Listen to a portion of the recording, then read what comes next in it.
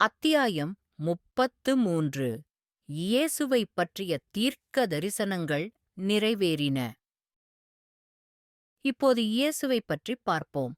இயேசு கடவுளின் மகன் என்பதையும், அவர் உங்கள் பாவங்களுக்காக மரிக்க பரலோகத்திலிருந்து வந்தவர் என்பதையும், அவர் தற்போது பரலோகத்தில் ஆட்சி செய்கிறார் என்பதையும், உபத்திரவத்திற்குப் பிறகு பூமிக்குத் திரும்புவார் என்று அவர் வாக்குறுதி அளித்துள்ளார் என்பதையும் நீங்கள் இந்தக் கட்டத்தில் அறிந்து கொள்ள வேண்டும். இயேசுவைப் பற்றிய பல பைபிள் தீர்க்கதரிசனங்களைப் பார்ப்போம். உண்மையில் என்ன நடந்தது என்பதை ஒப்பிடுவோம். 33.1 இயேசுவின் பிறப்பைப் பற்றிய தீர்க்கதரிசனங்கள். அவர்களை மீட்க ஒரு இரட்சகர் வருவார் என்று யூத மக்களுக்கு வேதாகமத்தில் கற்பிக்கப்பட்டது. அவர்கள் இந்த மேசியாவை எதிர்பார்த்துக் கொண்டிருந்தார்கள். ஏனென்றால் அவருடைய பிறப்பைப் பற்றிய விவரங்கள் உட்பட எதைப் பார்க்க வேண்டும் என்பது குறித்து அவர்களுக்கு நிறைய விவரங்கள் கொடுக்கப்பட்டன. இயேசுவின் பிறப்பைப் பற்றி நிறைய முன்னறிவிக்கப்பட்டது. பல்லாயிரக்கணக்கான ஆண்டுகளுக்கு முன்பு முன்னறிவிக்கப்பட்ட அந்த 5 விவரங்களைப் பார்க்கப் போகிறோம். 33.1 இயேசு பெத்லகேமில் பிறப்பார். அந்த தீர்க்க தரிசனங்களில் முதலாவது நாம் மதிப்பிடப் போவது பெத்லகேமில் இயேசுவின் பிறப்பு. தீர்க்க தரிசனம். இந்த தீர்க்க தரிசனம் கிறிஸ்துவுக்கு முன்பு 8ஆம் நூற்றாண்டில் மைக்காவால் எழுதப்பட்டது. இயேசு கிறிஸ்துவுக்கு முன்பு 4 வாக்கில் பிறந்தார். இயேசு பிறந்தபோது பெரிய ஏரோது ஆட்சியாளராக இருந்ததால் இதை நாங்கள் அறிவோம். மேலும் ஏரோது இயேசு பிறந்த சிறிது நேரத்திலேயே இறந்ததையும் நாங்கள் அறிவோம்.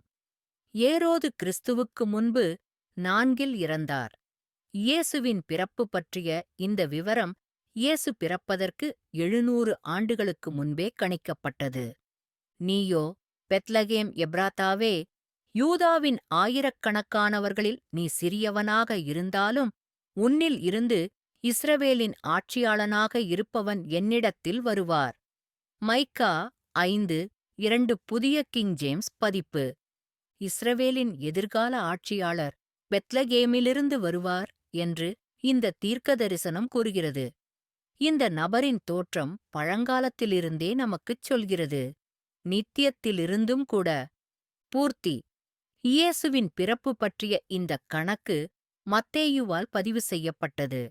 அவர் இயேசுவின் சீடர்களில் ஒருவர். இயேசுவின் தாயார் மரியாளிடமிருந்து இதை அவர் நேரடியாக கேள்விப்பட்டிருக்கலாம். அவர் நிச்சயமாக இயேசுவின் பிறப்பின்போது உடனிருந்தார். மத்தேயு இதை கிறிஸ்துவுக்குப் பின் 50இல் பதிவு செய்தார். ஏரோது ராஜாவின் காலத்தில் யூதேயாவிலுள்ள பெத்லகேமில் இயேசு பிறந்தபோது, இதோ, கிழக்கிலிருந்து ஞானிகள் எருசலேமுக்கு வந்து, யூதர்களின் ராஜாவாகப் பிறந்தவர் எங்கே என்று கேட்டார்கள். ஏனென்றால் நாங்கள் அவருடைய நட்சத்திரத்தைக் கிழக்கில் பார்த்தோம், அவரை வணங்க வந்தோம். ஏரோது ராஜா அதைக் கேட்டபோது அவனும் அவனுடன் எருசலேம் முழுவதும் கலங்கினான். ஜனங்களின் பிரதான ஆசாரியர்களையும் வேதபாரகர்களையும் ஒன்று திரட்டி கிறிஸ்து எங்கே பிறப்பார் என்று அவர்களிடம் கேட்டார்.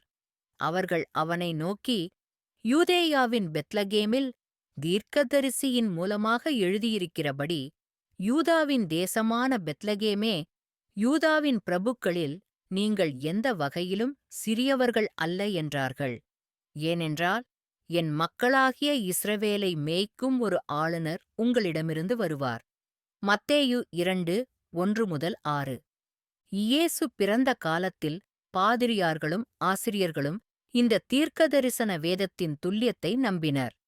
கிழக்கிலிருந்து புத்திசாலித்தனமான வானியலாளர்கள் ஜெருசலேமுக்கு வந்து இஸ்ரவேலின் ஆட்சியாளரான ஏரோது மன்னனிடம் மேசியா எங்கே பிறந்தார் என்று கேட்டபோது, ஏரோதின் அறிஞர்கள் மீகாவின் தீர்க்கதரிசனத்தை மேற்கோள் காட்டினார்கள். ஏரோது ஞானிகளை பெத்லகேமுக்குச் செல்லும்படி அறிவுறுத்தினார். உண்மையில் ஏரோது இந்த வேதாகமத்தின் துல்லியத்தை மிகவும் உறுதியாக நம்பினார். அவர் பெத்லகேமில் 2 வயது மற்றும் அதற்கு குறைவான அனைத்து ஆண் குழந்தைகளையும் கொல்ல உத்தரவிட்டார். இஸ்ரவேலின் மீதான தனது ஆட்சியை எதிர்த்துப் பிறந்த இந்த மேசியாவை அவர் விரும்பவில்லை. அவர்கள் போன பின்பு, இதோ, கர்த்தருடைய தூதன் யோசேப்புக்குக் கனவில் தோன்றி, எழுந்து, சிறு பிள்ளையையும் அதின் தாயையும் கூட்டிக் கொண்டு எகிப்துக்கு ஓடிப்போய், நான் சொல்லும்வரை அங்கேயே இரு, ஏனென்றால் ஏரோது அவர்களைத் தேடுவார். அவரை அழிக்க இளங்குழந்தை. அவர் எழுந்து இளம் பிள்ளையையும் தாயையும் இரவில் கூட்டிக் கொண்டு எகிப்துக்குப் புறப்பட்டார்.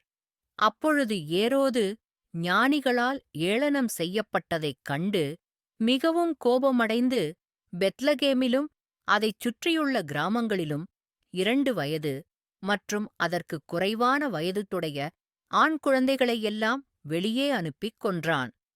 அவர் ஞானிகளிடமிருந்து கற்றுக்கொண்ட நேரம்.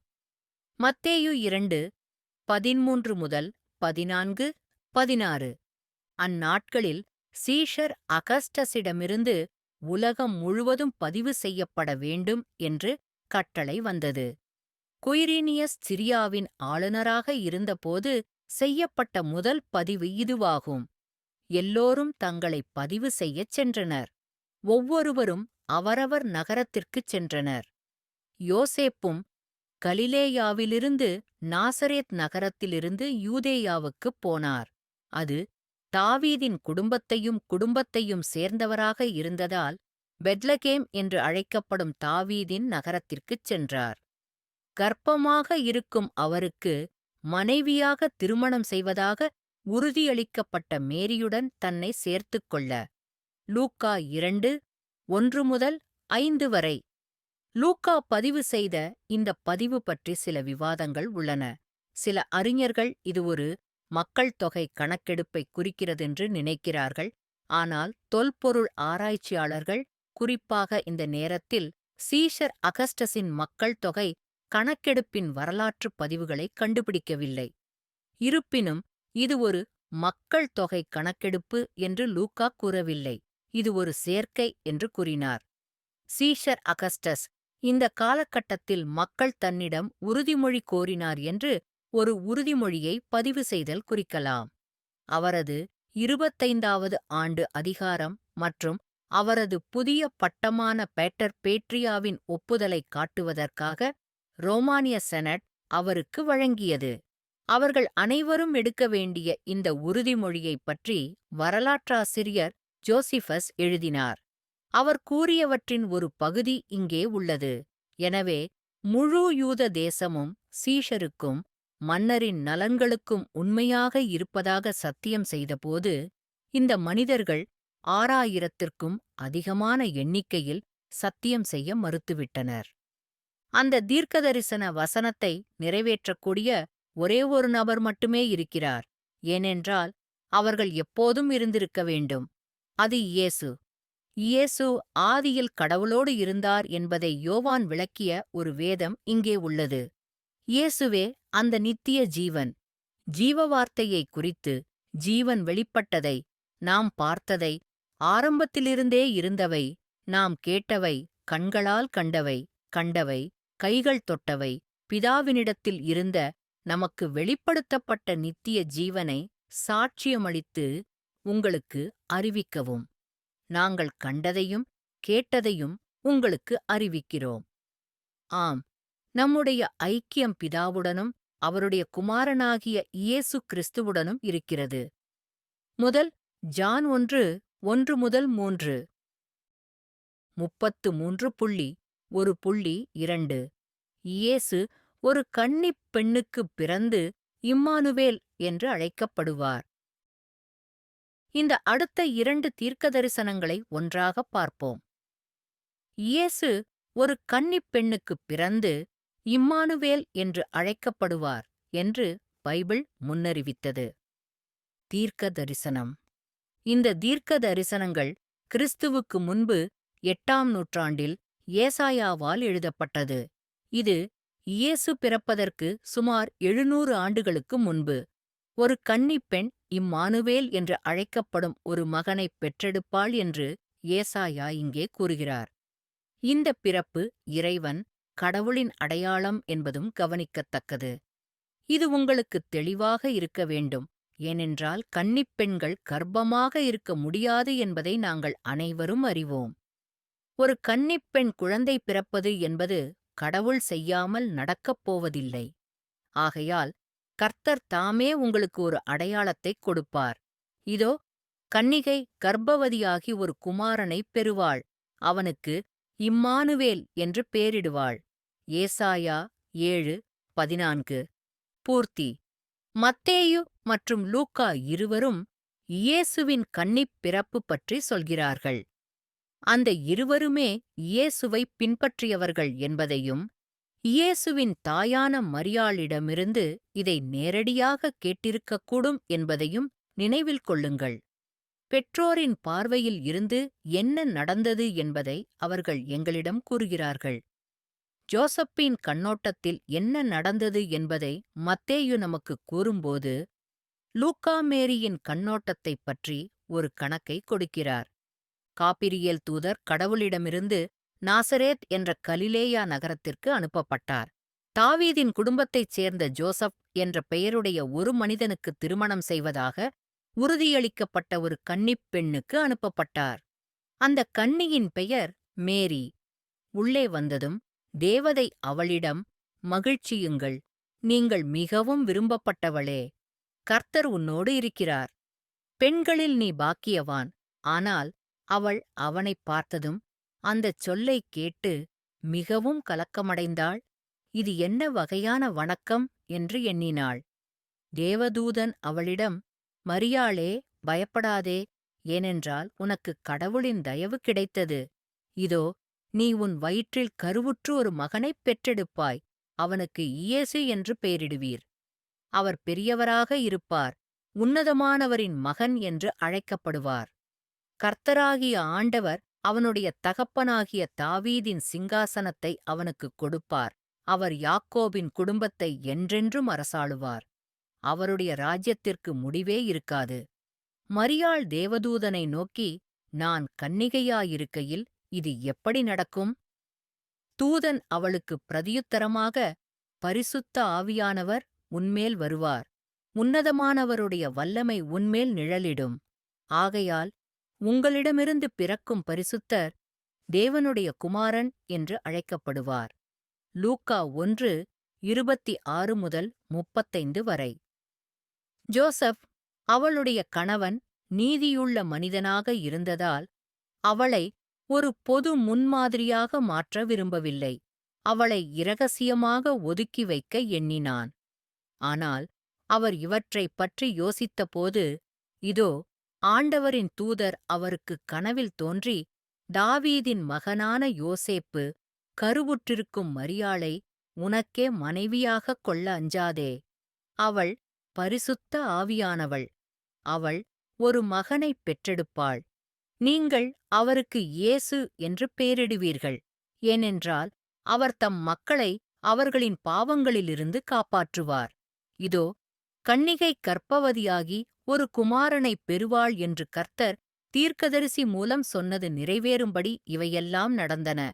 அவருக்கு இம்மானுவேல் என்று பெயரிடுவார்கள். அதாவது, கடவுள் நம்முடன் இருக்கிறார். மத்தேயு 1:19-23.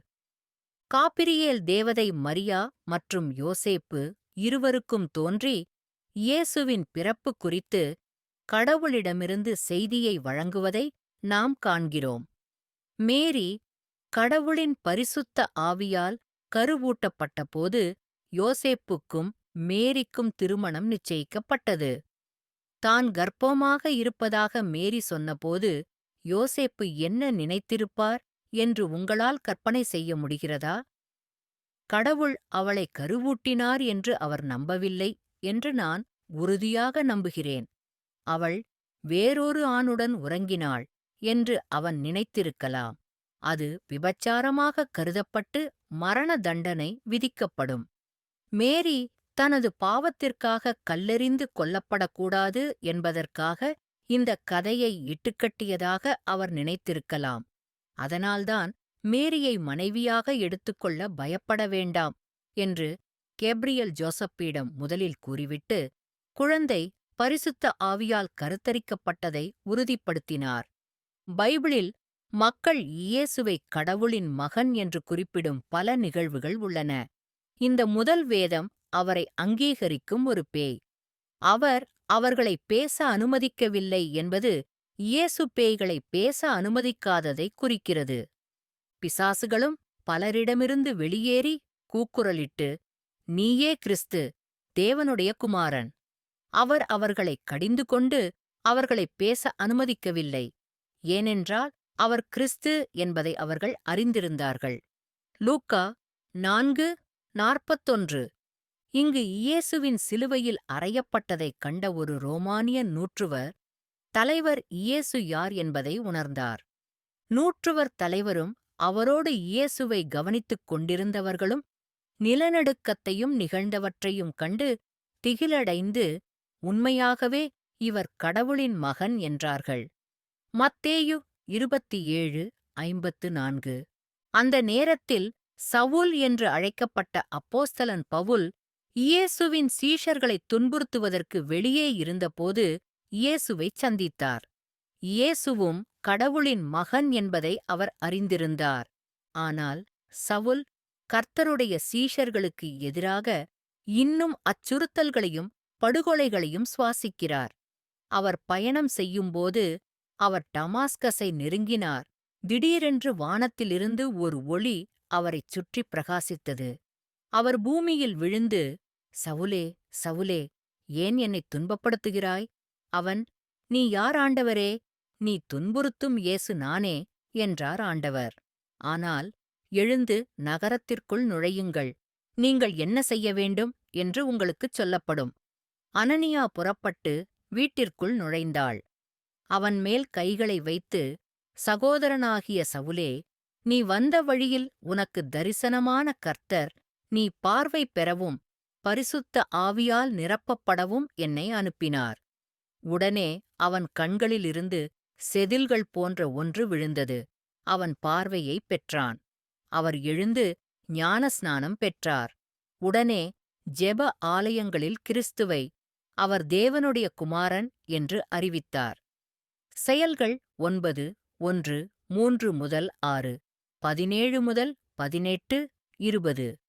மேலே உள்ள மத்தேயுவின் கணக்கில் குழந்தை இம்மானுவேல் என்று அழைக்கப்படும் என்று ஜோசப் கூறப்பட்டதை நாம் தெளிவாகக் காண்கிறோம்.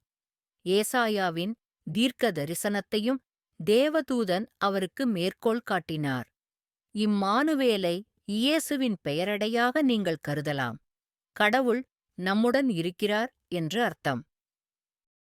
33.1.3 இயேசு தாவீது ராஜாவின் வழித்தோன்றலாக இருப்பார். நாம் பார்க்கப் போகும் 4வது தீர்க்க தரிசனம், மேசியாவான இயேசு தாவீது ராஜாவின் நேரடி வழித்தோன்றலாக இருப்பார் என்ற கணிப்பு. தீர்க்க தரிசனம். இந்த தீர்க்க தரிசனம் கிறிஸ்துவுக்கு முன்பு 600 அல்லது இயேசு பிறப்பதற்கு 600 ஆண்டுகளுக்கு முன்பு எரேமியாவால் எழுதப்பட்டது. இதோ நாட்கள் வரும் என்று கர்த்தர் சொல்லுகிறார். நான் தாவீதுக்கு ஒரு நீதியுள்ள கிளையை எழுப்புவேன். அவன் ராஜாவாகி புத்திசாலித்தனமாக நடந்து தேசத்தில் நியாயத்தையும் நீதியையும் நடத்துவான். அவனுடைய நாட்களில் யூதா இரட்சிக்கப்படும், இஸ்ரவேல் சுகமாய்க் குடியிருக்கும். இதுவே அவருடைய நாமம். கர்த்தர் எங்கள் நீதி என்று அழைக்கப்படுவார். எரேமியா 23:5-6. இந்த வேதாகமத்தில் ஒரு கிளை என்பது சந்ததியினர், குழந்தைகள் பற்றிய குறிப்பு. ஆகவே தாவீதுக்கு ஒரு குமாரன் இருப்பான். அவன் நம்முடைய நீதியான யெகோவா என்று அழைக்கப்படுவான். அதாவது அவருடைய மகன் நீதிக்கான வழியை வழங்குவார். பூர்த்தி. லூக்கா மற்றும் மத்தேயு இருவரும் இயேசுவின் விரிவான வம்சாவளியை வழங்குகிறார்கள். அவர்கள் இருவரும் இயேசுவின் சீடர்கள் என்பதையும், இயேசுவின் தாயார் மரியாளிடமிருந்து இதைப் பற்றி நேரில் பார்த்திருக்கலாம் என்பதையும் நினைவில் கொள்ளுங்கள். இயேசுவின் சட்டப்பூர்வ தந்தையான ஜோசப்பின் வம்சாவளியை மத்தேயு வழங்குகிறார். டேவிட் தொடங்கி அந்த பட்டியலில் ஒரு பகுதியைச் சேர்த்துள்ளேன். ஜோசப் தாவீது ராஜாவின் மகன், சாலமோனின் வழித்தோன்றல். ஆபிரகாமின் மகன், தாவீதின் மகன், இயேசு கிறிஸ்துவின் வம்சவரலாறு புஸ்தகம். ஜெசி தாவீது ராஜாவின் தந்தையானார். தாவீது சாலொமோனைப் பெற்றான். சாலமன் ரெகொபெயாமைப் பெற்றான். ஜேக்கப் மரியாவின் கணவரான ஜோசப்பின் தந்தையானார். அவரிடமிருந்து கிறிஸ்து என்று அழைக்கப்படும் இயேசு பிறந்தார். மத்தேயு 1:1, 6-7-16. இயேசுவின் தாய் மரியாளின் வம்சாவளியை லூக்கா பதிவு செய்கிறார். இது மேரிக்கு ஒரு குறிப்பு என்று எங்களுக்குத் தெரியும், ஏனென்றால் அவளுடைய தந்தையின் பெயர் ஹெலி. மேரி தாவீது ராஜாவின் மகன், நாதனின் வழித்தோன்றல். இயேசுவே அவர் கற்பிக்கத் தொடங்கியபோது ஏறக்குறைய 30 வயதுடையவராக இருந்தார். அவர் ஏலியின் மகனான ஜோசப்பின் மகனாக இருந்தார். மத்தாத்தா நாத்தானின் மகன், தாவீதின் மகன், ஈசாயின் மகன். லூக்கா 3:23, 31 முதல் 32 வரை. மேரி மற்றும் ஜோசப் இருவரையும் டேவிட் ராஜாவிடம் காணலாம் என்பது சுவாரஸ்யமானது. தாவீது ராஜாவின் பரம்பரையில் இயேசுவின் பரம்பரையில் எந்த சந்தேகமும் இருக்க கடவுள் விரும்பவில்லை. தாவீதின் சந்ததி நம் நீதிக்கு ஒரு வழியை வழங்கும் என்றும் தீர்க்க தரிசனம் கூறுகிறது. இதைத்தான் இயேசு பூமிக்கு வந்தார் என்பது உங்களுக்குத் தெரியும். இயேசு ஒருவரே நீதியுள்ளவர். நாம் அவர் மீது விசுவாசம் வைக்கும்போது அவர் நமக்கு நீதியின் வரத்தை அளிக்கிறார். என் குழந்தைகளே, நீங்கள் பாவம் செய்யாதபடிக்கு இவைகளை உங்களுக்கு எழுதுகிறேன். எவரேனும் பாவம் செய்தால் நீதிமான்களாகிய இயேசு கிறிஸ்து தந்தையுடன் நமக்கு ஆலோசகர் இருக்கிறார். அவர் நம்முடைய பாவங்களுக்கு பரிகாரப் பலியாக இருக்கிறார். நம்முடையது மட்டுமல்ல, உலகம் முழுவதும். முதல் ஜான் 2:1-2. ஆதாம் என்ற இந்த ஒரு மனிதனின் பாவத்தினிமித்தம் பலரை மரணம் அழச் செய்தான். ஆனால் கடவுளின் அற்புதமான கிருபை மற்றும் நீதியின் பரிசு இன்னும் பெரியது. ஏனென்றால் அதைப் பெறுபவர்கள் அனைவரும் இயேசு கிறிஸ்துவின் இந்த ஒரே மனிதனால் பாவம் மற்றும் மரணத்தின் மீது வெற்றியுடன் வாழ்வார்கள். ரோமர்கள் 5:17 புதிய வாழ்க்கை மொழிபெயர்ப்பு. 33.1.4. இயேசு எகிப்திலிருந்து வெளியே வருவார். இயேசுவின் பிறப்பைப் பற்றி நாம் பார்க்கப் போகும் கடைசி வேதம், இயேசு எகிப்திலிருந்து குழந்தையாக வருவார் என்ற முன்னறிவிப்பாகும். அவர் பெத்லகேமில் பிறந்தார் என்பது நமக்குத் தெரியும் என்பதால், இயேசுவையும் அவருடைய பெற்றோரையும் எகிப்துக்கு அனுப்பிய ஒன்று நடந்திருக்க வேண்டும். தீர்க்கதரிசனம். இந்த தீர்க்கதரிசனம் கிறிஸ்துவுக்கு முன்பு 750 அல்லது 750 ஆண்டுகளுக்கு முன்பு, இயேசு பிறப்பதற்கு முன்பு ஹோசியாவால் எழுதப்பட்டது. இந்த தீர்க்கதரிசனத்தில் கடவுள் பேசுகிறார், மேலும் அவர் தனது மகனை எகிப்திலிருந்து வெளியே அழைப்பார் என்று கூறுகிறார். கடவுளின் மகன் இயேசுவை குறிக்கிறது என்பதை நாம் அறிவோம். ஒரு கட்டத்தில் இயேசு எகிப்தில் வாழ்வார் என்று அர்த்தம். இஸ்ரவேல் குழந்தையாக இருந்தபோது நான் அவனை நேசித்தேன், என் மகனை எகிப்திலிருந்து வரவழைத்தேன். ஹோசியா 11:1. பூர்த்தி. இயேசுவின் சீடரான மத்தேயு இயேசுவின் பிறப்புக்குப் பிறகு என்ன நடந்தது என்பதைத் தொடர்ந்து விளக்குகிறார். இயேசு பிறந்த பிறகு மரியாவையும் யோசேப்பையும் பார்க்க வந்த கிழக்கிலிருந்து வந்த ஞானிகள் வெளியேறினர். ஏரோது இயேசுவைக் கொல்ல சதித்திட்டம் தீட்டியதால் ஜோசப் எகிப்துக்கு தப்பிச் செல்லும்படி ஒரு தேவதூதன் கூறுகிறான். அவர்கள் போன பின்பு, இதோ, கர்த்தருடைய தூதன் யோசேப்புக்கு கனவில் தோன்றி, எழுந்து சிறு பிள்ளையையும் அதின் தாயையும் கூட்டிக் கொண்டு எகிப்துக்கு ஓடிப்போய், நான் சொல்லும் வரை அங்கேயே இரு, ஏனென்றால் ஏரோது அவர்களைத் தேடுவார். அவரை அழிக்க இளம் குழந்தை. அவன் எழுந்து ராத்திரியிலே சிறு பிள்ளையையும் அதின் தாயையும் கூட்டிக் கொண்டு எகிப்துக்குப் புறப்பட்டு எகிப்திலிருந்து என் குமாரனை வரவழைத்தேன் என்று கர்த்தர் தீர்க்கதரிசி மூலமாகக் கூறியது நிறைவேறும்படி ஏரோது மரணமடையும் வரை அங்கே இருந்தார். மத்தேயு 2:13-15 வரை. பெத்லகேமில் இயேசு பிறந்தார் என்ற தீர்க்க தரிசனத்தை பார்க்கும்போது, கிழக்கிலிருந்து ஞானியான வானியலாளர்கள் ஏரோது அரசனை அணுகி, யூதர்களின் ராஜா எங்கே பிறந்தார் என்று கேட்டதை நாம் முன்பு பார்த்தோம் என்பதை நினைவில் கொள்க. ஏரோதின் தீர்க்கதரிசிகள் பெத்லகேமில் இயேசுவின் பிறப்பு பற்றிய வேதவசனங்களை ஓதினார்கள். ஏரோது யூதர்களின் ராஜாவாக இருந்ததால் கோபமடைந்தார். இதன் பொருள் அவரது ராஜ்யம் சவால் செய்யப்படும். எனவே பெத்லகேமில் உள்ள 2 வயது மற்றும் அதற்கு குறைவான சிறுவர்கள் அனைவரையும் தூக்கிலிட உத்தரவிட்டார். அதனால்தான் தேவதூதர் ஜோசப்பை எச்சரித்தார். அவர்கள் எகிப்துக்கு தப்பி ஓட வேண்டியிருந்தது. யோசேப்பும் மேரியும் எகிப்துக்குத் தப்பிச் சென்றதைக் கண்டோம். மத்தேயுவின் இந்தக் கணக்கில் அவர்களை இஸ்ரவேலுக்குத் திரும்பக் கொண்டு வந்தது என்ன என்பதைக் கற்றுக்கொள்கிறோம்.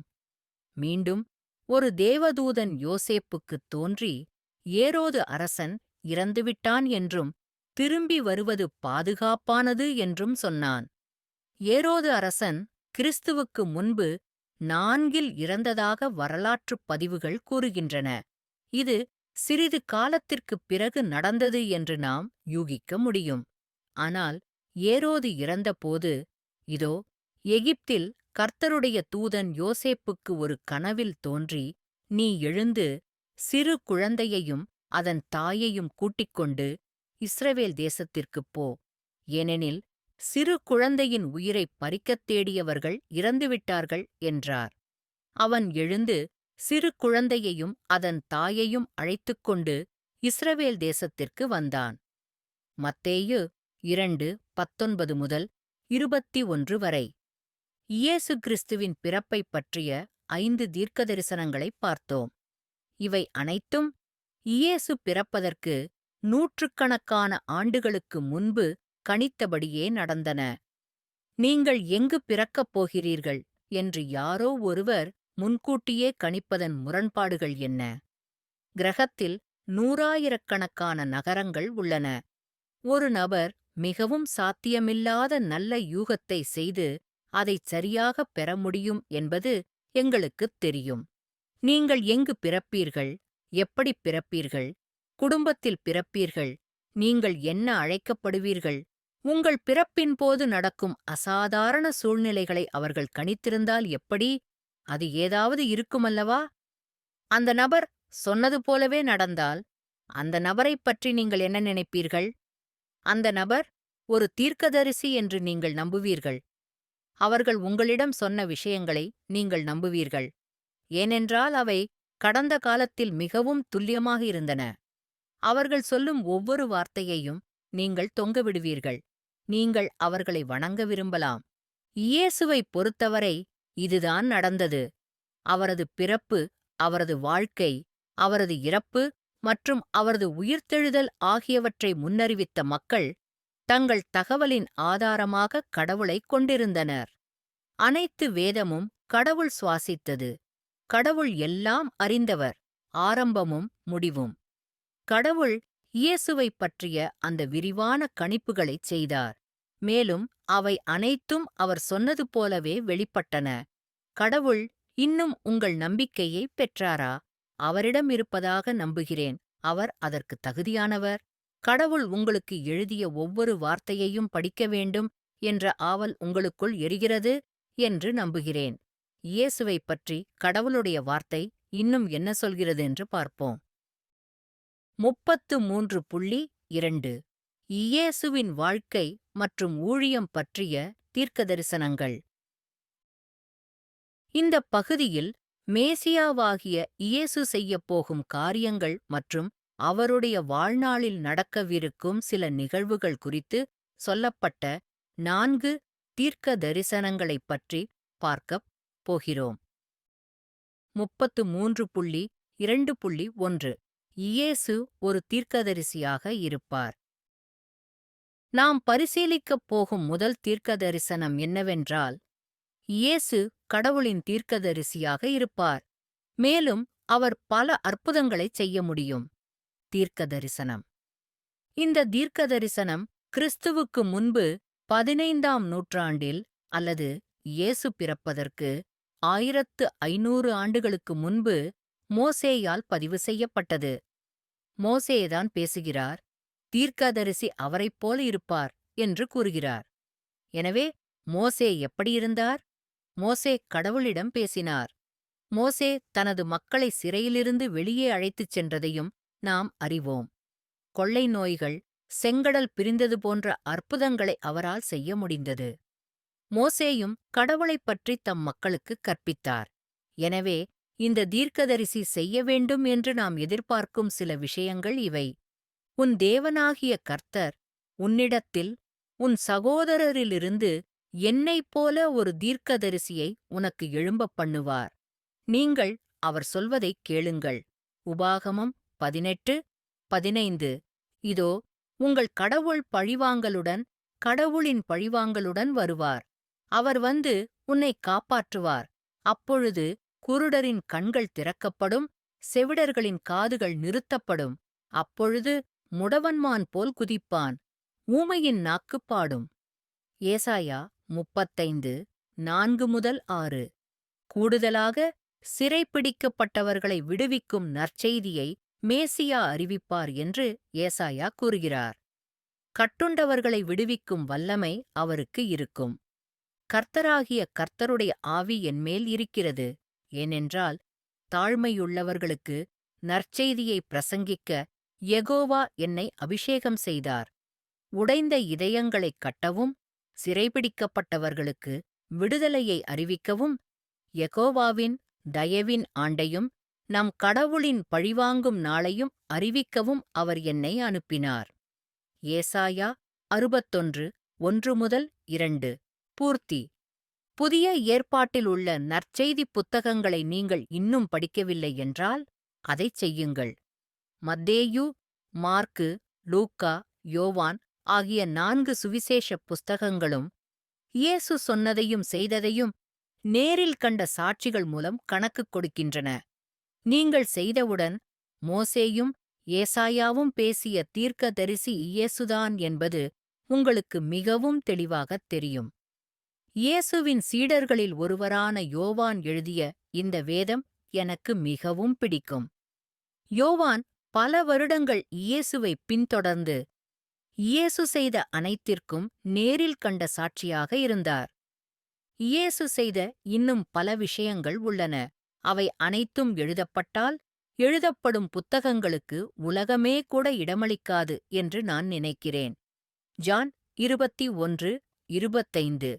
முழு உலகமும் இயேசுவைப் பற்றியும் அவர் செய்த காரியங்களைப் பற்றியும் எழுதக்கூடிய அனைத்து புத்தகங்களையும் கொண்டிருக்க முடியாது.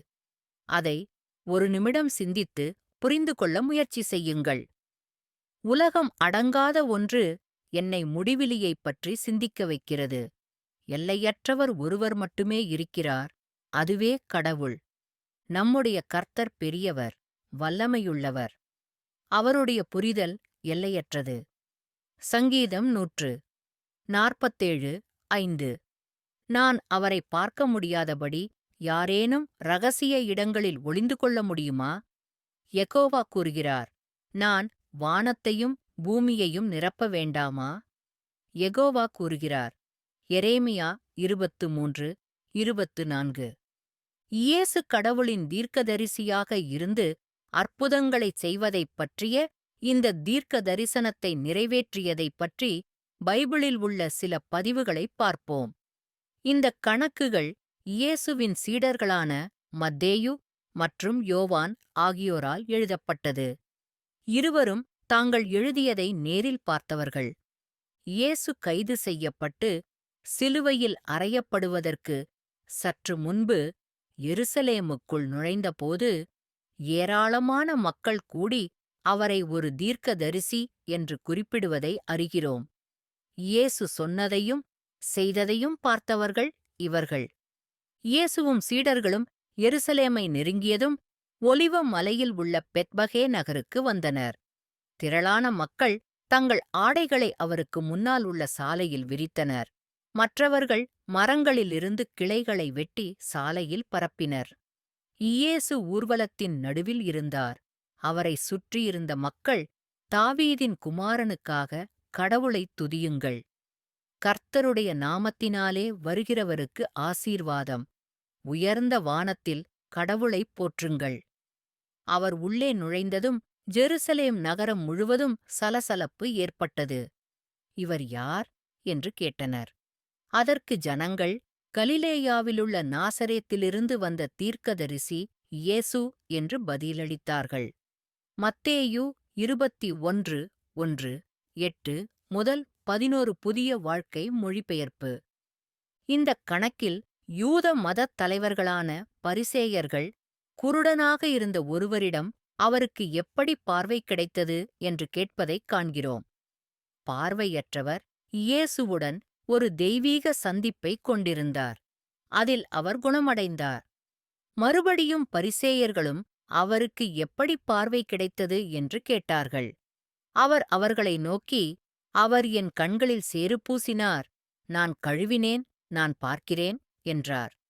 அவர்கள் பார்வையற்றவரிடம், அவர் உங்கள் கண்களைத் திறந்ததால் அவரைப் பற்றி என்ன சொல்கிறீர்கள் என்று கேட்டார்கள். அவர் ஒரு தீர்க்கதரிசி என்றார். ஜான் 9:15, 17. பரிசேயர்களும் இயேசுவைக் கொல்ல முற்பட்டனர். ஆனால் மக்கள் இயேசுவை ஒரு தீர்க்கதரிசியாகக் கருதியதால் மக்கள் எழுச்சிக்கு அஞ்சினார்கள். அவர்கள் அவரைப் பிடிக்க முயன்றபோது, திரளான மக்கள் அவரை ஒரு தீர்க்கதரிசி என்று எண்ணியதால் அவர்களுக்கு பயந்தார்கள். மத்தேயு 21:46. இங்கே லூக்கா உண்மையில் நடந்த நம்பமுடியாத ஒன்றைப் பற்றி கூறுகிறார். தன் ஒரே மகனை இழந்த ஒரு விதவையை இயேசு சந்திக்கிறார். இயேசு அருகில் வந்தபோது ஆண்கள் தன் மகனின் சவப்பெட்டியை சுமந்து கொண்டிருந்தனர். இந்த வசனங்களில் கர்த்தர் இயேசுவே. இயேசு அவள் மேல் பரிவு கொண்டதால் அவள் மகனை மரித்தோரிலிருந்து எழுப்பினார். அவன் பட்டணத்தின் வாசலுக்கு அருகில் வந்தபோது, இதோ, மரித்த ஒருவன் வெளியே கொண்டுவரப்பட்டான். அவன் தாயின் ஒரே மகன், அவள் விதவையாயிருந்தாள். நகர மக்கள் பலர் அவளுடன் இருந்தனர். கர்த்தர் அவளைக் கண்டதும் அவள் மேல் இரக்கம் கொண்டு, அவளை நோக்கி, அழாதே என்றார். அவர் அருகில் வந்து சவப்பெட்டியைத் தொட்டார். தாங்குபவர்கள் அப்படியே நின்றனர். அவன், இளைஞனே, நான் உனக்குச் சொல்கிறேன், எழுந்திரு. இறந்தவர் எழுந்து உட்கார்ந்து பேச ஆரம்பித்தார். மேலும் அவனைத் தன் தாயிடம் கொடுத்தான். எல்லாரையும் பயமுறுத்தி கடவுளை மகிமைப்படுத்தினார்கள். ஒரு பெரிய தீர்க்கதரிசி நம்மிடையே எழுந்திருக்கிறார். மேலும் கடவுள் தம் மக்களைப் பார்வையிட்டார். லூக்கா 7:12 முதல் 16 வரை. ஒருவரை மீண்டும் உயிர்ப்பித்ததை மக்கள் எப்படி எதிர்கொண்டார்கள்? பயம் அவர்களை ஆட்கொண்டது. கடவுளின் வல்லமையின் மிக அசாத்தியமான காட்சியை தாங்கள் பார்த்ததை அவர்கள் அறிந்திருந்தனர். கடவுள் ஒருவரே வாழ்க்கை மற்றும் மரணத்தின் மீது அதிகாரம் கொண்டவர். அவர்கள் அதை அறிந்திருந்தனர். கடவுள் தாமே தங்களுக்குள் இருப்பதை அவர்கள் உணர்ந்தார்கள். அப்போது சிறையில் இருந்த யோவான் பாப்டிஸ்டுக்கும் இயேசுவுக்கும் இடையே நடந்த சுவாரஸ்யமான உரையாடலை மத்தேயு கூறுகிறார். யோவான் தம்முடைய 2 சீஷர்களை அனுப்பி, அவர்தான் மெசியாவா என்று இயேசுவிடம் கேட்க, அவனுடைய சூழ்நிலையால் அவனுக்கு சந்தேகம் இருந்தது. இயேசு அவர்களிடம் சொன்னதைப் பாருங்கள். யோவான் சிறையில் கிறிஸ்துவின் கிரியைகளைக் கேள்விப்பட்டு தம்முடைய 2 சீஷர்களை அனுப்பி அவரிடம், வருகிறவர் நீங்களா அல்லது வேறு ஒருவரைத் தேடலாமா என்று கேட்டார். இயேசு அவர்களுக்குப் பிரதியுத்தரமாக, நீங்கள் கேட்கிறதையும் பார்க்கிறதையும் யோவானிடம் போய்ச் சொல்லுங்கள். பார்வையற்றவர்கள் பார்வை பெறுகிறார்கள், முடவர்கள் நடக்கிறார்கள், தொழுநோயாளிகள் சுத்தப்படுத்தப்படுகிறார்கள், செவிடர்கள் கேட்கிறார்கள், மரித்தவர்கள் எழுப்பப்படுகிறார்கள், ஏழைகளுக்கு நற்செய்தி அறிவிக்கப்படுகிறது. மத்தேயு 11:2 முதல் 5 வரை. இயேசு இவர்தான் மேசியா என்பதற்கு சான்றாக அவர் செய்து கொண்டிருந்த அற்புதமான அற்புதங்களை விவரித்தார். இயேசுவின் உயிர்த்தெழுதலுக்குப் பிறகு அவரை பின்பற்றிய ஒரு ஜோடி சாலையில் நடந்து செல்வதை அவர் சந்தித்தார். இதைத்தான் அவர்கள் பேசினார்கள். சக்தி வாய்ந்த அற்புதங்களைச் செய்து கடவுளைப் பற்றிக் கற்பித்த தீர்க்கதரிசி. அதே நாளில் இயேசுவின் சீடர்களில் இருவர் ஜெருசலேமிலிருந்து 7 மைல் தொலைவில் உள்ள எம்மாவுஸ் கிராமத்திற்கு நடந்து சென்று கொண்டிருந்தனர்.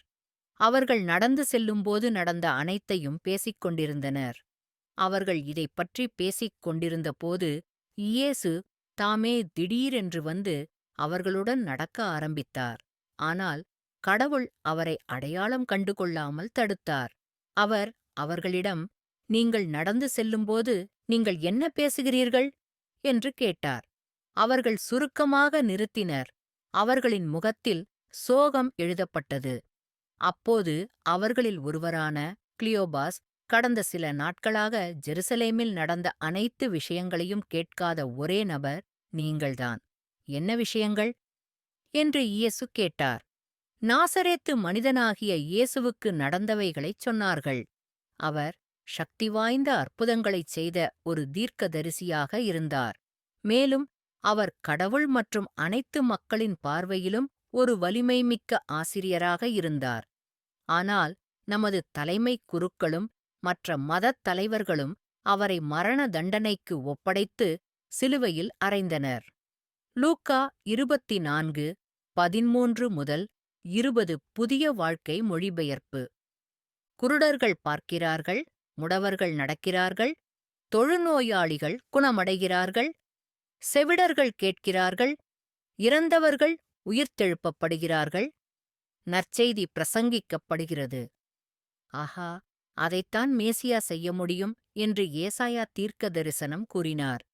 அதைக் கண்ட பேதுரு மக்களுக்கு பதிலளித்தார். ஆகையால் மனந்திரும்பி திரும்பவும் உங்கள் பாவங்கள் அழிக்கப்பட்டு கர்த்தருடைய சந்நிதியிலிருந்து புத்துணர்ச்சியூட்டும் காலங்கள் வரவும், அவர் உங்களுக்காக முன்பு நியமிக்கப்பட்ட கிறிஸ்து இயேசுவை அனுப்பவும், பரலோகம் வரை அவரைப் பெற வேண்டும். தேவன் தம்முடைய பரிசுத்த தீர்க்கதரிசிகளின் வாயினால் வெகு காலத்திற்கு முன்பாகப் பேசிய எல்லாவற்றையும் திரும்ப நிலைநாட்டும் காலங்கள். ஏனென்றால் கடவுளாகிய ஆண்டவர் என்னைப் போன்ற ஒரு தீர்க்கதரிசியை உங்கள் சகோதரர்களிலிருந்து உங்களுக்காக எழுப்புவார் என்று மோசே உண்மையாகவே பிதாக்களிடம் கூறினார். அவர் உங்களுக்குச் சொல்வதையெல்லாம் நீங்கள் கேட்க வேண்டும். அந்த தீர்க்கதரிசிக்கு செவிசாய்க்காத ஒவ்வொரு ஆன்மாவும் மக்கள் மத்தியில் இருந்து முற்றிலும் அழிக்கப்படும். ஆம், சாமுவேல் முதல் எல்லா தீர்க்கதரிசிகளும் பின்தொடர்ந்தவர்களும் எத்தனை பேர் பேசினார்களோ அவர்களும் இந்த நாட்களைப் பற்றி சொன்னார்கள்.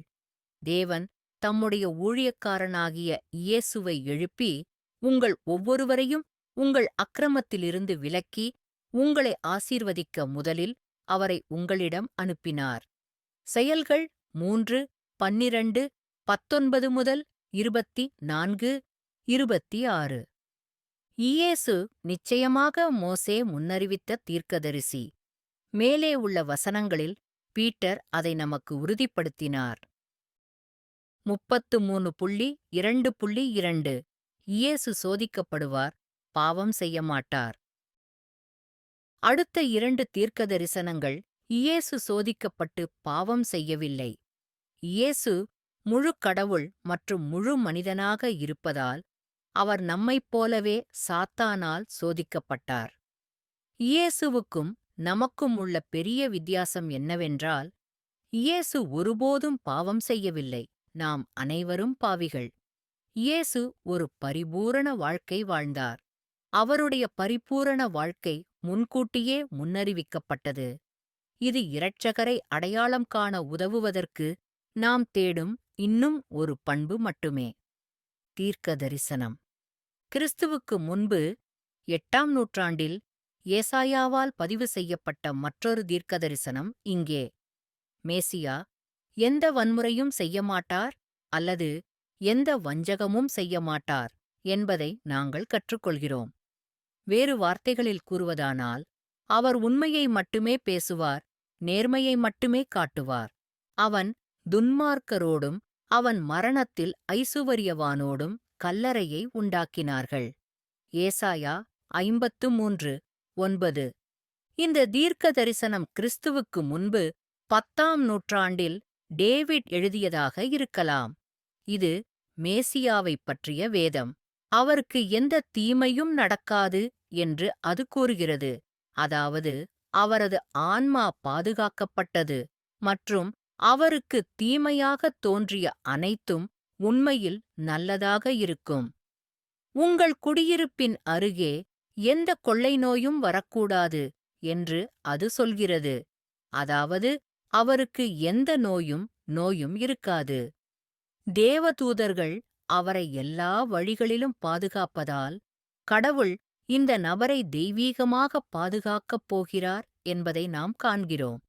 நீ கர்த்தரை உன் அடைக்கலமாகவும் உன்னதமானவனை உன் வாசஸ்தலமாகவும் ஆக்கிக் கொண்டிருக்கிறபடியால் உனக்கு எந்தத் தீங்கும் நேரிடாது. எந்த வாதையும் உன் வாசஸ்தலத்தை நெருங்காது. ஏனெனில் உன் வழிகளிலெல்லாம் உன்னைக் காக்கத் தம்முடைய தூதர்களை உனக்குக் கட்டளையிடுவார். அவர்கள் உங்களைத் தங்கள் கைகளில் ஏந்திக் கொள்வார்கள். அதனால் நீங்கள் உங்கள் கால்களைக் கல்லில் மோதிவிடாதீர்கள். சங்கீதம் 91:9-12. பூர்த்தி. மீண்டும் ஒருமுறை மத்தேயு மற்றும் லூக்காவிடம் என்ன நடந்தது என்பதை நாம் கற்றுக்கொள்கிறோம்.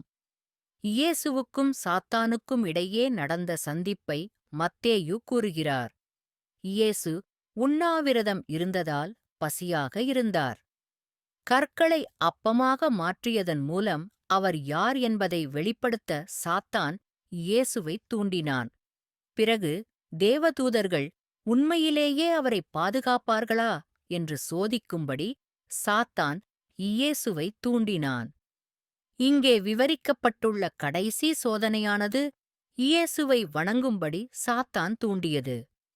பின்பு இயேசு பிசாசினால் சோதிக்கப்படுவதற்காக ஆவியானவரால் வனாந்தரத்திற்குக் கொண்டு செல்லப்பட்டார். அவர் 40 பகலும் 40 இரவும் உண்ணாவிரதம் இருந்தபின் அவர் பசியாக இருந்தார். சோதனையாளர் வந்து அவரிடம், நீர் கடவுளின் மகனாக இருந்தால் இந்தக் கற்கள் அப்பமாக மாறக் கட்டளையிடும் என்றான்.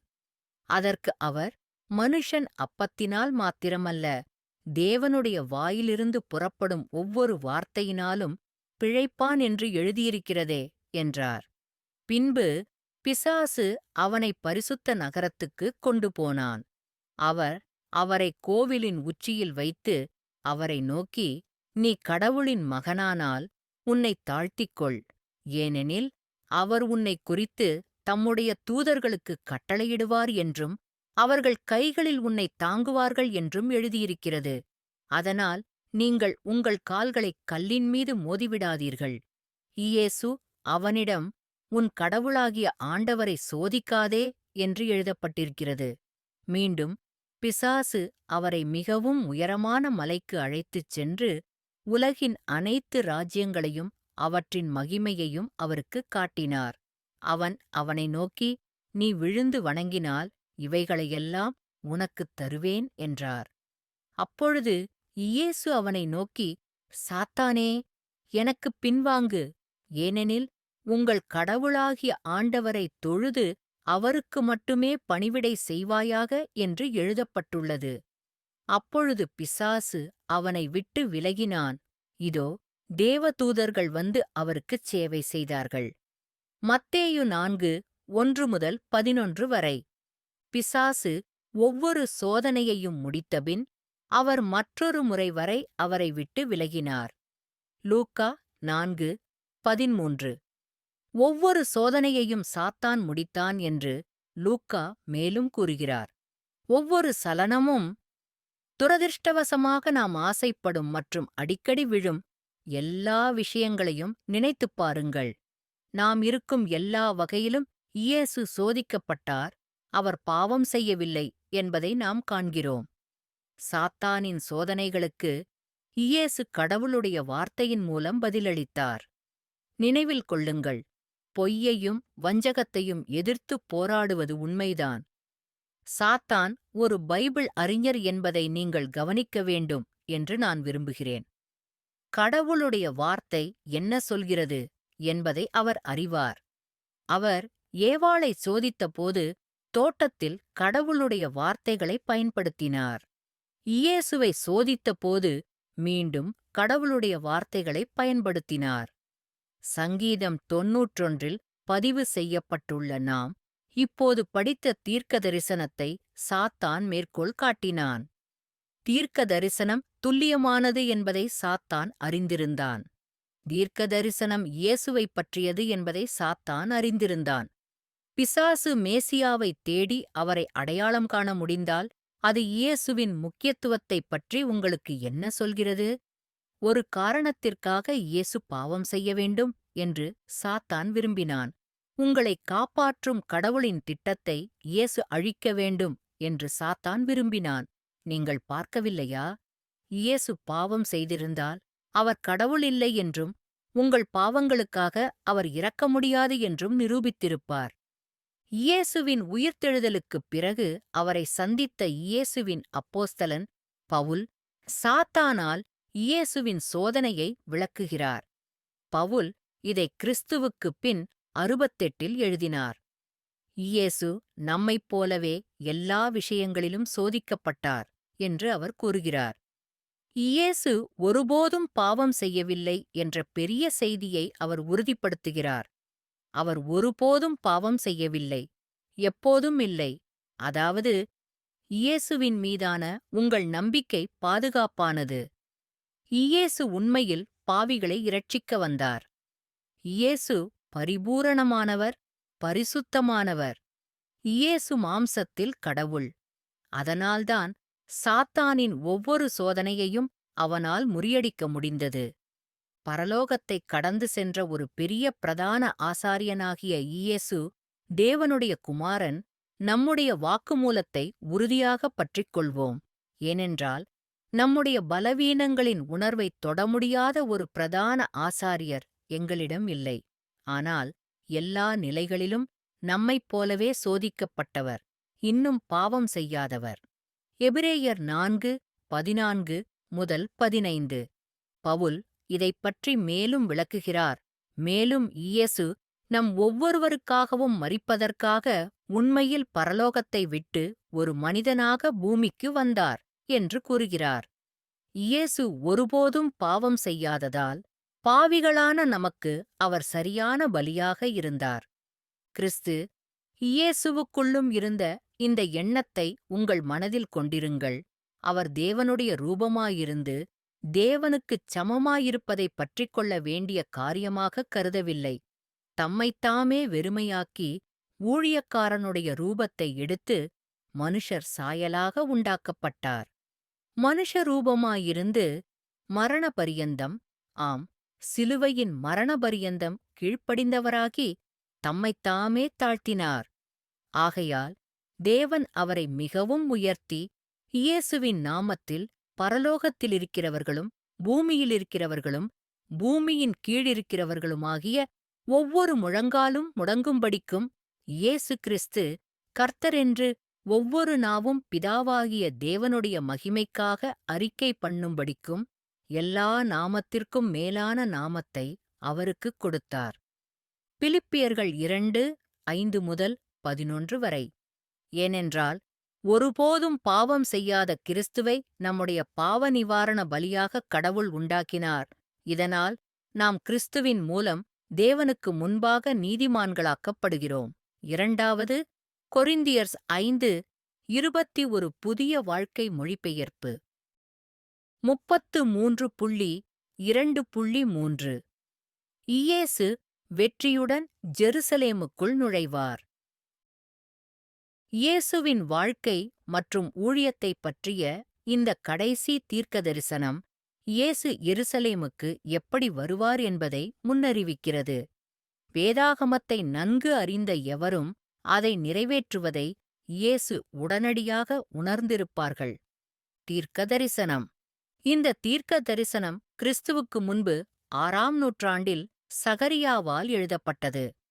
ஜெருசலேமுக்குள் இயேசுவின் வெற்றிகரமான பிரவேசத்தைப் பற்றி அது நமக்குச் சொல்லுகிறது. அவர் கழுதையை ஓட்டுவது மட்டுமல்ல, அது ஒரு குட்டியாகவும் இருக்கும். சீயோன் மகளே, மிகுந்த மகிழ்ச்சியடை! எருசலேமின் மகளே, இதோ உன் அரசன் உன்னிடம் வருகிறான். அவர் நீதியுள்ளவர், இரட்சிப்பு உள்ளவர். தாழ்மையான கழுதையின் மீது சவாரி செய்வது, கழுதையின் குட்டியின் மீதும் கூட. சகரியா 9:9. பூர்த்தி. இயேசுவின் சீடர்களும் இதை நேரில் கண்ட சாட்சிகளுமான மத்தேயு மற்றும் யோவான், இயேசு எருசலேமுக்கு வந்ததைப் பற்றி நமக்குக் கணக்குக் கொடுக்கிறார்கள். அவர்கள் எருசலேமுக்கு அருகில் வந்து, ஒலிவ மலையில் உள்ள பெத்ஸ்பேஜுக்கு வந்தபோது, இயேசு 2 சீஷர்களை அனுப்பி, அவர்களிடம், உங்களுக்கு எதிரே உள்ள கிராமத்திற்குப் போங்கள், உடனடியாக ஒரு கழுதையையும் அதனுடன் ஒரு குட்டியையும் காண்பீர்கள் என்று சொன்னார். அவற்றை அவிழ்த்து என்னிடம் கொண்டு வாருங்கள். யாராவது உங்களிடம் ஏதாவது சொன்னால், கர்த்தருக்கு அவை தேவை, உடனே அவர் அவர்களை அனுப்புவார் என்று சொல்லுங்கள்.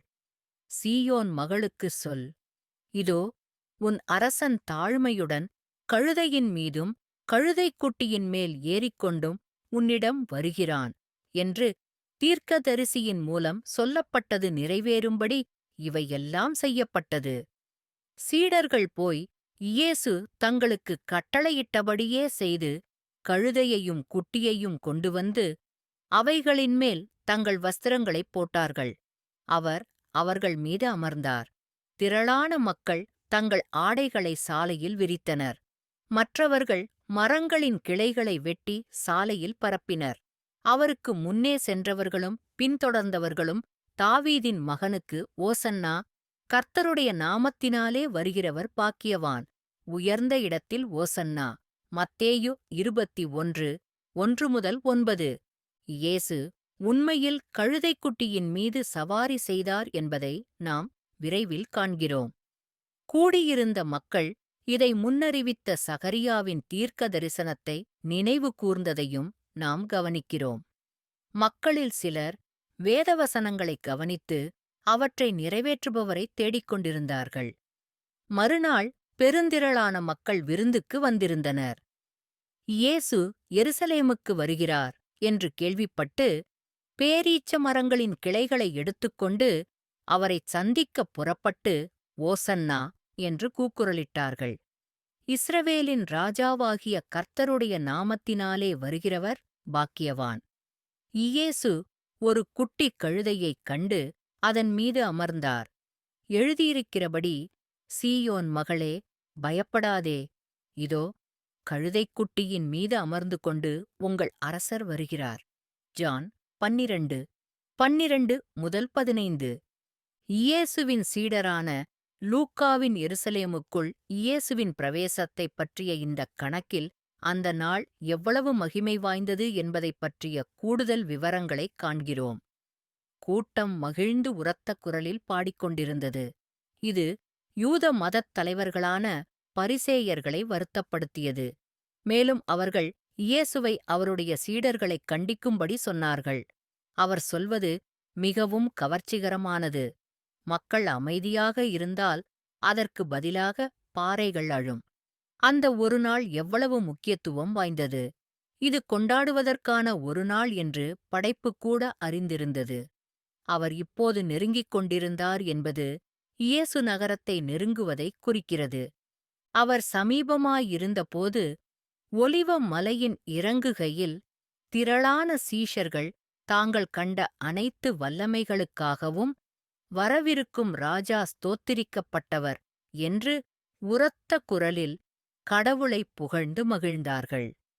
இறைவனின் பெயரால் பரலோகத்தில் அமைதி, உன்னதத்தில் மகிமை.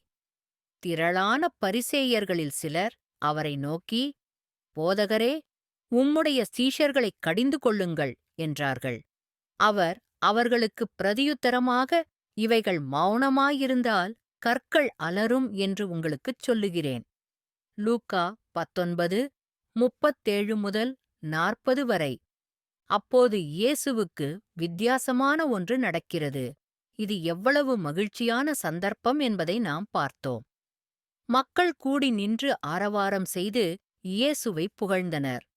இந்த நாளில் என்ன நடந்தது என்பதைப் பற்றிய லூக்காவின் பதிவை நாம் தொடர்ந்து படித்தால் கவலைக்குரிய ஒன்றைப் படிக்கிறோம். இயேசு எருசலேம் நகரைக் கண்டு அழுவதைக் காண்கிறோம். இவை ஆனந்தக் கண்ணீர் அல்ல. அழுது என்ற வார்த்தைக்கு மிகவும் துக்கமான மற்றும் கனமான அழுகை என்று பொருள். அவர் அருகில் வந்தபோது நகரத்தைப் பார்த்து அதை நினைத்து அழுது, உன் அமைதிக்கு உரியவைகளை நீயும் கூட இன்று அறிந்திருந்தால். ஏனென்றால் உங்கள் எதிரிகள் உங்களுக்கு எதிராக தடுப்புகளை எறிந்து உங்களைச் சூழ்ந்து கொண்டு உங்களை எல்லாப் பக்கங்களிலும் அடைத்து உங்களையும் உங்கள் குழந்தைகளையும் தரையில் வீழ்த்தும் நாட்கள் உங்களுக்கு வரும். உங்கள் வருகையின் நேரம் உங்களுக்குத் தெரியாததால் அவர்கள் உங்களிடம் ஒரு கல்லின் மீது மற்றொரு கல்லை விடமாட்டார்கள். லூக்கா 19:41 முதல் 44 வரை. லூக்கா அவர் ஏன் மிகவும் கலக்கமடைந்தார் என்பதைப் பற்றி நகரத்திற்கு இயேசு சொன்னதை மேற்கோள் காட்டுகிறார். அவர்களுக்கு நேரம் தெரியவில்லை. அவர்கள் எந்த நேரத்தில் தெரிந்து கொள்ள வேண்டும்? இன்று. 2000 ஆண்டுகளுக்கு முந்தைய நாள்.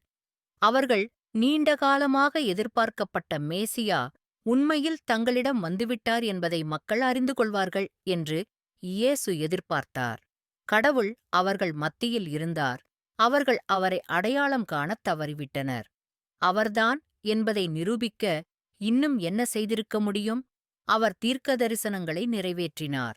அவர் மக்களை மரித்தோரிலிருந்து எழுப்பினார். அவர் கடவுள் என்று அவர்களிடம் திட்டவட்டமாக கூறினார். அவர்கள் நம்ப விரும்பவில்லை.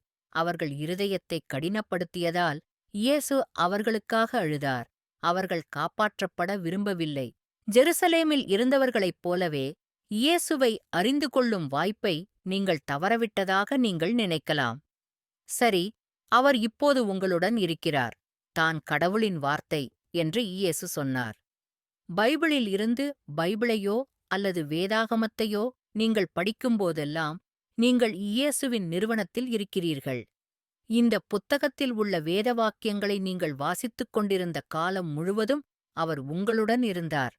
அவர் உங்களை மறக்கவில்லை. நீங்கள் அவரைப் பற்றி அறிந்து கொள்வதற்காக நீங்கள் அவரிடம் கேட்பதற்காக அவர் காத்திருக்கிறார். அவர் எப்போதும் உங்கள் இதயத்தின் கதவைத் தட்டுகிறார். கதவைத் திற, அவனை உள்ளே விடு. இந்த வசனத்தில் பேசுவது இயேசுவே. இதோ, நான் வாசலில் நின்று தட்டுகிறேன்.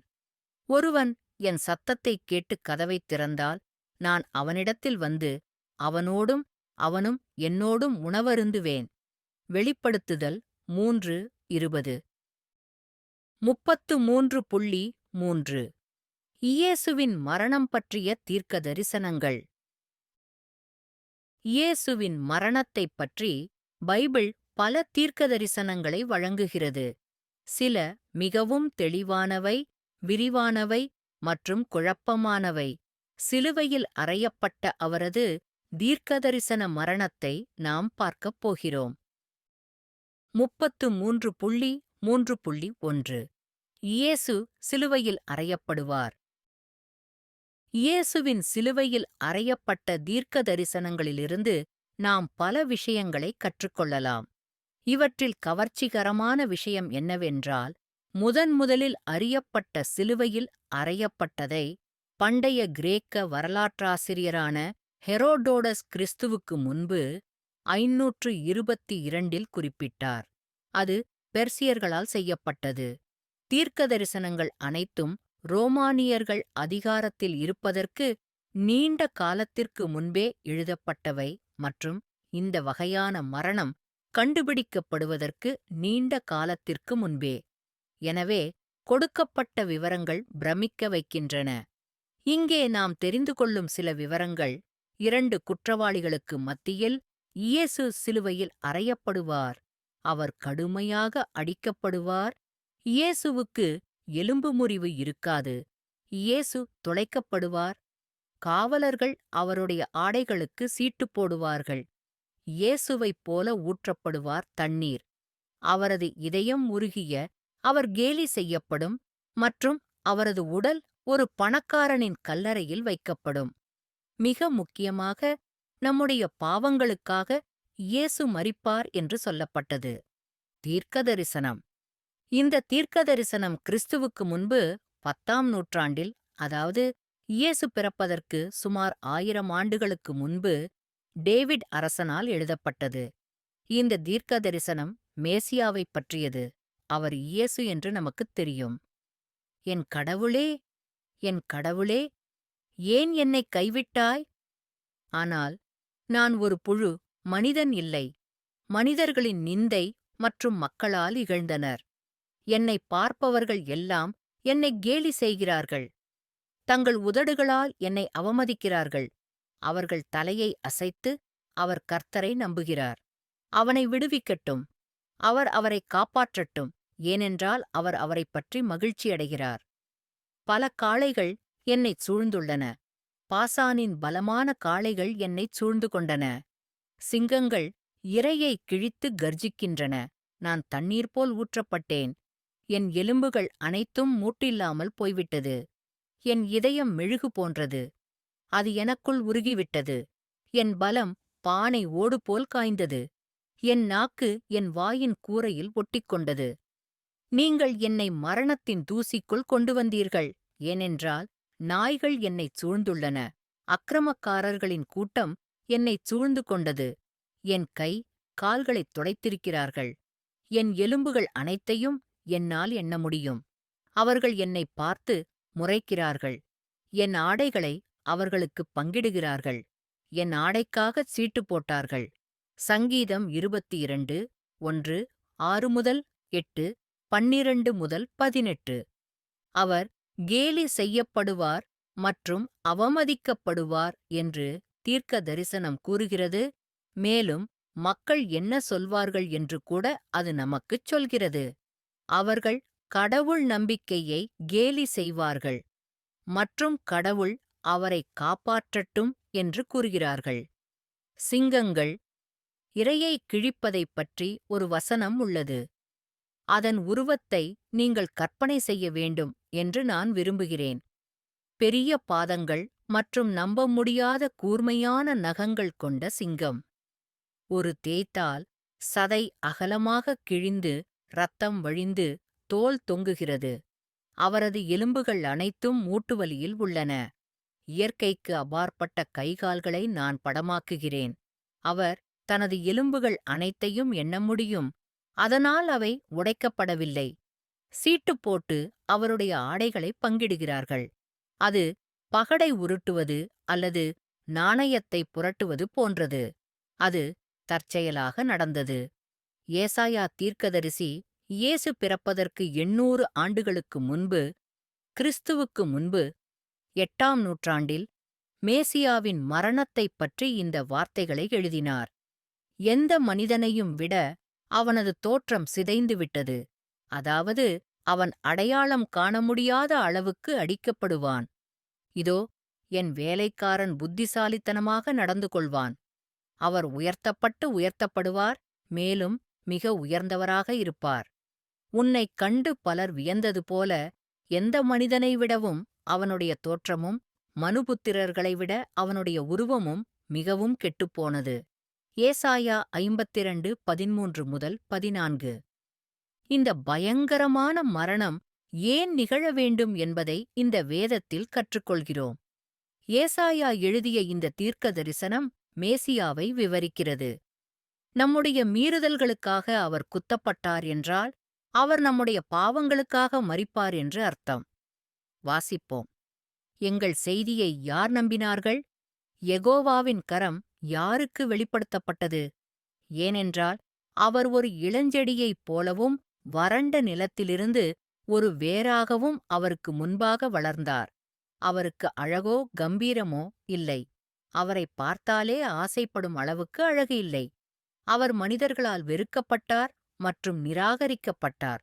ஒரு துன்பம் மற்றும் நோய்க்கு அறிமுகமானவர். மனிதர்கள் தங்கள் முகத்தை மறைக்கும் ஒருவராக அவர் வெறுக்கப்பட்டார். மேலும் நாங்கள் அவரை மதிக்கவில்லை. நிச்சயமாக அவர் நம்முடைய நோயைத் தாங்கினார், நம்முடைய துன்பத்தைச் சுமந்தார். ஆயினும் அவரைக் கடவுளால் துன்புறுத்தியதாகவும் தாக்கப்பட்டதாகவும் துன்புறுத்தியதாகவும் கருதினோம். ஆனால் நம்முடைய மீறுதல்களுக்காக அவர் துளைக்கப்பட்டார். நம்முடைய அக்கிரமங்களுக்காக அவர் நொறுக்கப்பட்டார். எங்கள் அமைதியை கொண்டு வந்த தண்டனை அவர் மீதுதான். அவருடைய காயங்களினால் நாம் குணமடைந்தோம். ஆடுகளைப் போல் நாம் அனைவரும் வழிதவறிப் போனோம். ஒவ்வொருவரும் அவரவர் வழியில் திரும்பிவிட்டனர். கர்த்தர் நம் எல்லாருடைய அக்கிரமத்தையும் அவர்மேல் சுமத்தினார். அவர் ஒடுக்கப்பட்டார்.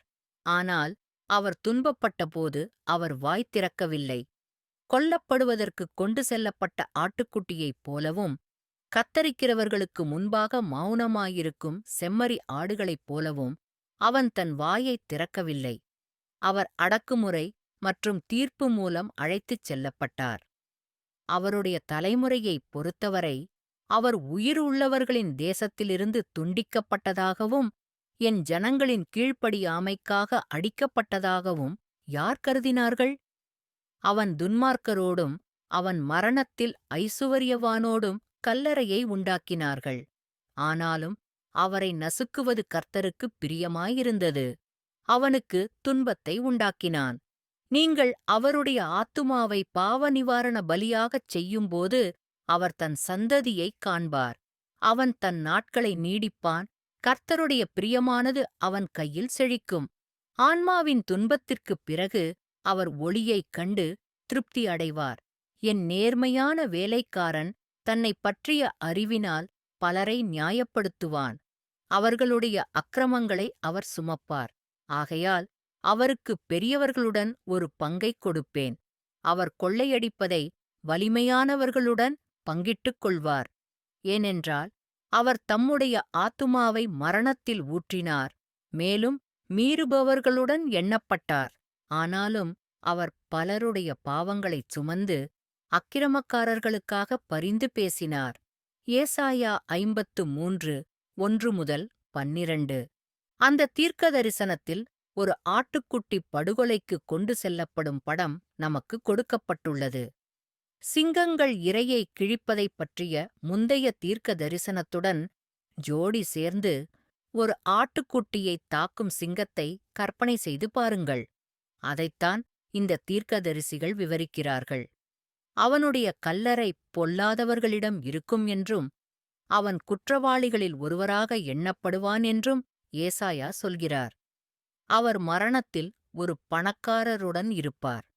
அது ஒரு பணக்காரனின் கல்லறையில் இருப்பதைக் குறிக்கிறது. இப்போது இயேசு எப்படி இறந்தார் என்று பார்ப்போம். பூர்த்தி. இந்த கணக்கு இயேசுவின் சீடர்களில் ஒருவரான லூக்காவால் எழுதப்பட்டது.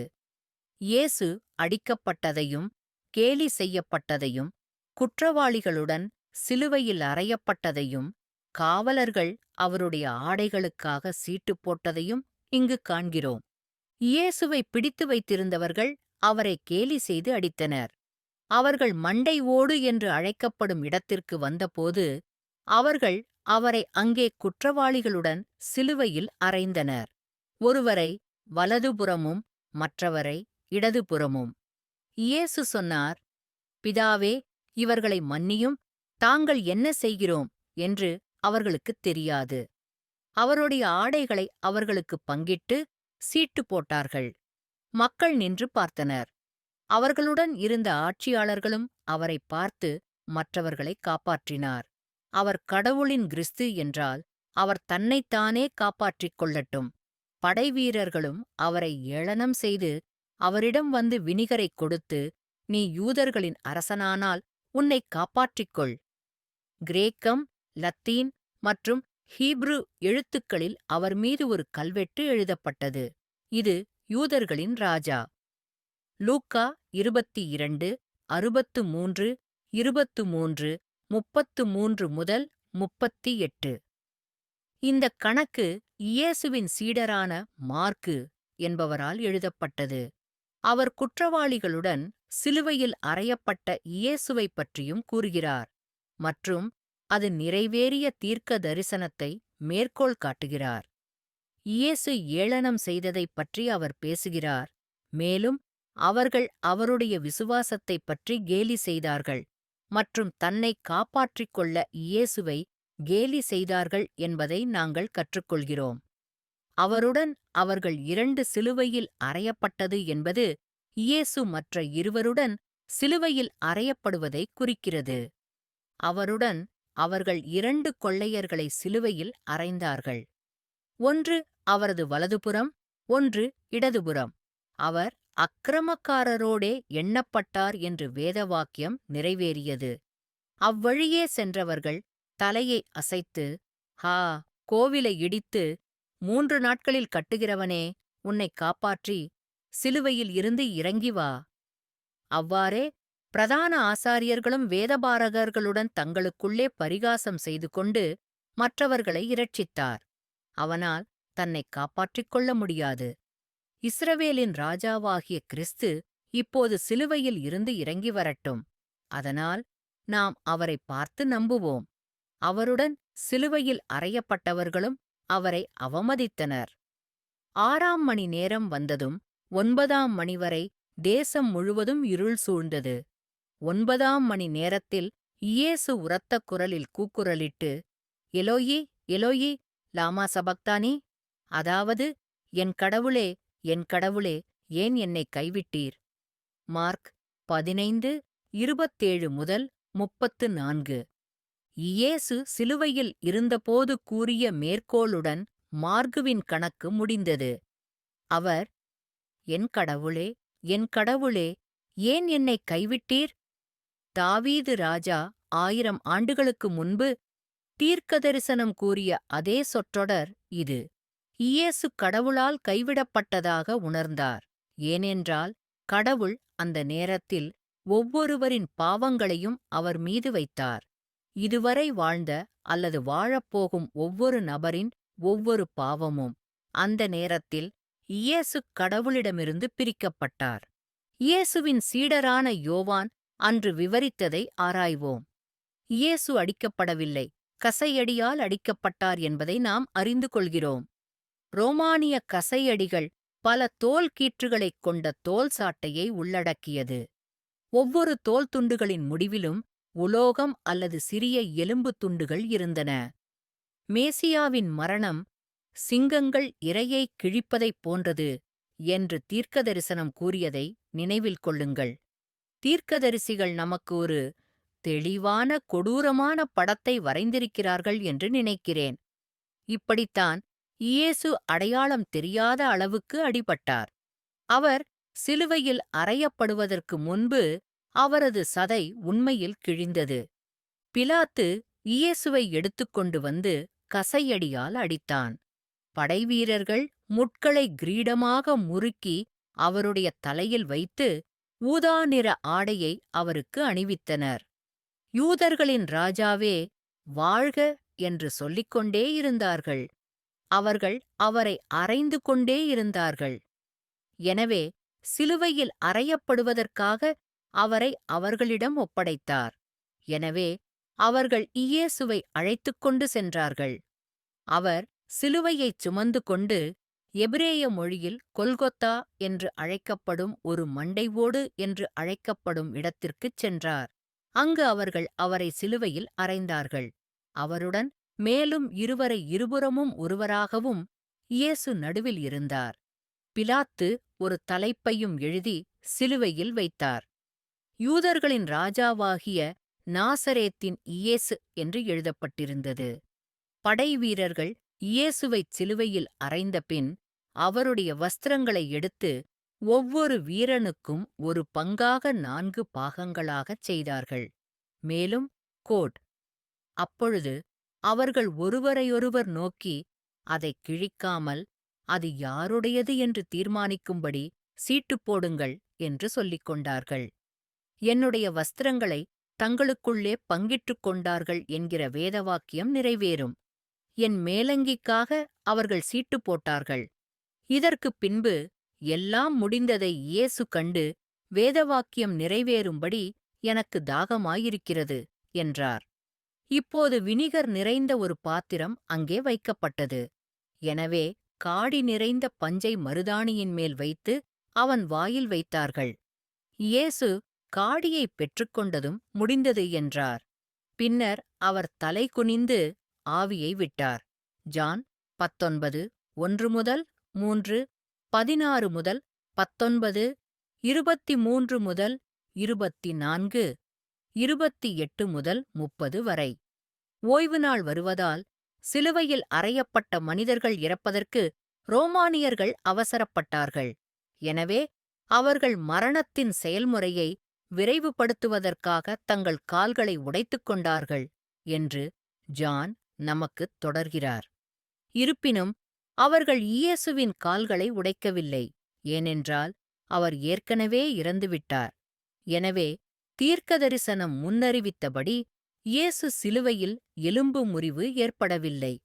ஆகையால் யூதர்கள் அது ஆயத்த நாளாக இருந்ததால் ஓய்வு நாளில் உடல்கள் சிலுவையில் இருக்கக்கூடாது என்பதற்காக அந்த ஓய்வு நாள் ஒரு சிறப்பு வாய்ந்தது என்பதால் தங்கள் கால்கள் உடைக்கப்படலாம் என்றும் அவர்கள் எடுக்கப்பட வேண்டும் என்றும் பிலாத்துவிடம் கேட்டார்கள். தொலைவில். ஆகையால் படைவீரர்கள் வந்து அவரோடு சிலுவையில் அறையப்பட்ட முதல்வனுடைய கால்களையும் மற்றவனுடைய கால்களையும் முறித்தார்கள். ஆனால் அவர்கள் இயேசுவிடம் வந்து அவர் ஏற்கனவே இறந்துவிட்டதைக் கண்டு அவருடைய கால்களை உடைக்கவில்லை. இருப்பினும் வீரர்களில் ஒருவர் ஈட்டியால் அவரது பக்கத்தைத் துளைத்தார். உடனடியாக இரத்தமும் தண்ணீரும் வெளியேறியது. பார்த்தவர் சாட்சி கொடுத்தார். அவருடைய சாட்சியம் உண்மை. நீங்கள் விசுவாசிக்கும்படி அவர் உண்மையைச் சொல்லுகிறார் என்பதை அவர் அறிவார். அவருடைய எலும்பு ஒன்றும் முறிக்கப்படாது என்ற வேதவாக்கியம் நிறைவேறும்படி இவைகள் நடந்தன. மீண்டும் மற்றொரு வேதம் கூறுகிறது, தாங்கள் துளைத்தவரைப் பார்ப்பார்கள். ஜான் 19, 31 முதல் 37 வரை. இயேசுவை சிலுவையில் அறைந்தபோது அவருடைய கைகளிலும் கால்களிலும் மட்டும் குத்தப்படவில்லை என்பதையும் அந்தக் கணக்கில் நாம் அறிந்தோம். அவனுடைய பக்கத்திலும் குத்தினார்கள். இரத்தமும் தண்ணீரும் வெளியேறியதைக் காண்கிறோம். உங்கள் பக்கவாட்டில் குத்தப்பட்ட ஈட்டி நிச்சயமாக இதயத்தைத் துளைக்கும். இங்குள்ள விளக்கம் தாவீது ராஜா விவரித்ததற்கு முற்றிலும் பொருந்துகிறது. அவருடைய இதயம் உருகியது, மேலும் அவர் தண்ணீர் போல் ஊற்றப்பட்டார். கடைசியாக ஜோசப் அரிமத்தியாவின் கல்லறையில் இயேசு வைக்கப்பட்டார் என்று ஜான் கூறுகிறார். ஜோசப் ஒரு பணக்காரர். இயேசு சிலுவையில் அறையப்பட வேண்டும் என்று விரும்பிய மதத் தலைவர்களான சன்ஹெட்ரின் உயர் கவுன்சில் உறுப்பினராகவும் இருந்தார். லூக்கா 23, 50 முதல் 51, மார்க் 15, 43. இவைகளுக்குப் பிறகு அரிமத்தியாவைச் சேர்ந்த ஜோசப் இயேசுவின் சீடராக இருந்தும் யூதர்களுக்கு பயந்து இரகசியமாக இயேசுவின் உடலை எடுத்துச் செல்லும்படி பிலாத்திடம் கேட்டார். பிலாத்து அவருக்கு அனுமதி அளித்தார். அவர் வந்து அவரது உடலை எடுத்துச் சென்றார். முதலில் இரவில் இயேசுவிடம் வந்த நிக்கோதேமஸ் வெள்ளைப் போளமும் கற்றாழையும் கலந்த ஒரு 100 ரோமன் பவுண்டுகளைக் கொண்டு வந்தார். எனவே அவர்கள் இயேசுவின் உடலை எடுத்து யூதர்கள் அடக்கம் செய்யும் வழக்கத்தின்படி வாசனைத் திரவியங்களால் துணியால் கட்டினார்கள். இப்போது அவர் சிலுவையில் அறையப்பட்ட இடத்தில் ஒரு தோட்டம் இருந்தது. தோட்டத்தில் ஒரு புதிய கல்லறை இருந்தது. அதில் இதுவரை யாரும் வைக்கப்படவில்லை. யூதர்களின் ஆயத்த நாளின் காரணமாக கல்லறை அருகில் இருந்ததால் அங்கே இயேசுவை வைத்தார்கள். ஜான் 19, 38 முதல் 42. இயேசு அனுபவிக்கும் மரணத்தைப் பற்றிய தீர்க்க தரிசனங்களைப் படித்து இயேசுவின் சிலுவையில் அறையப்பட்டதைப் பற்றியும் அதைச் சுற்றியுள்ள அனைத்து விவரங்களையும் படிக்கும்போது அவர்கள் அதே நிகழ்வைப் பற்றி பேசுகிறார்கள் என்பது தெளிவாகிறது.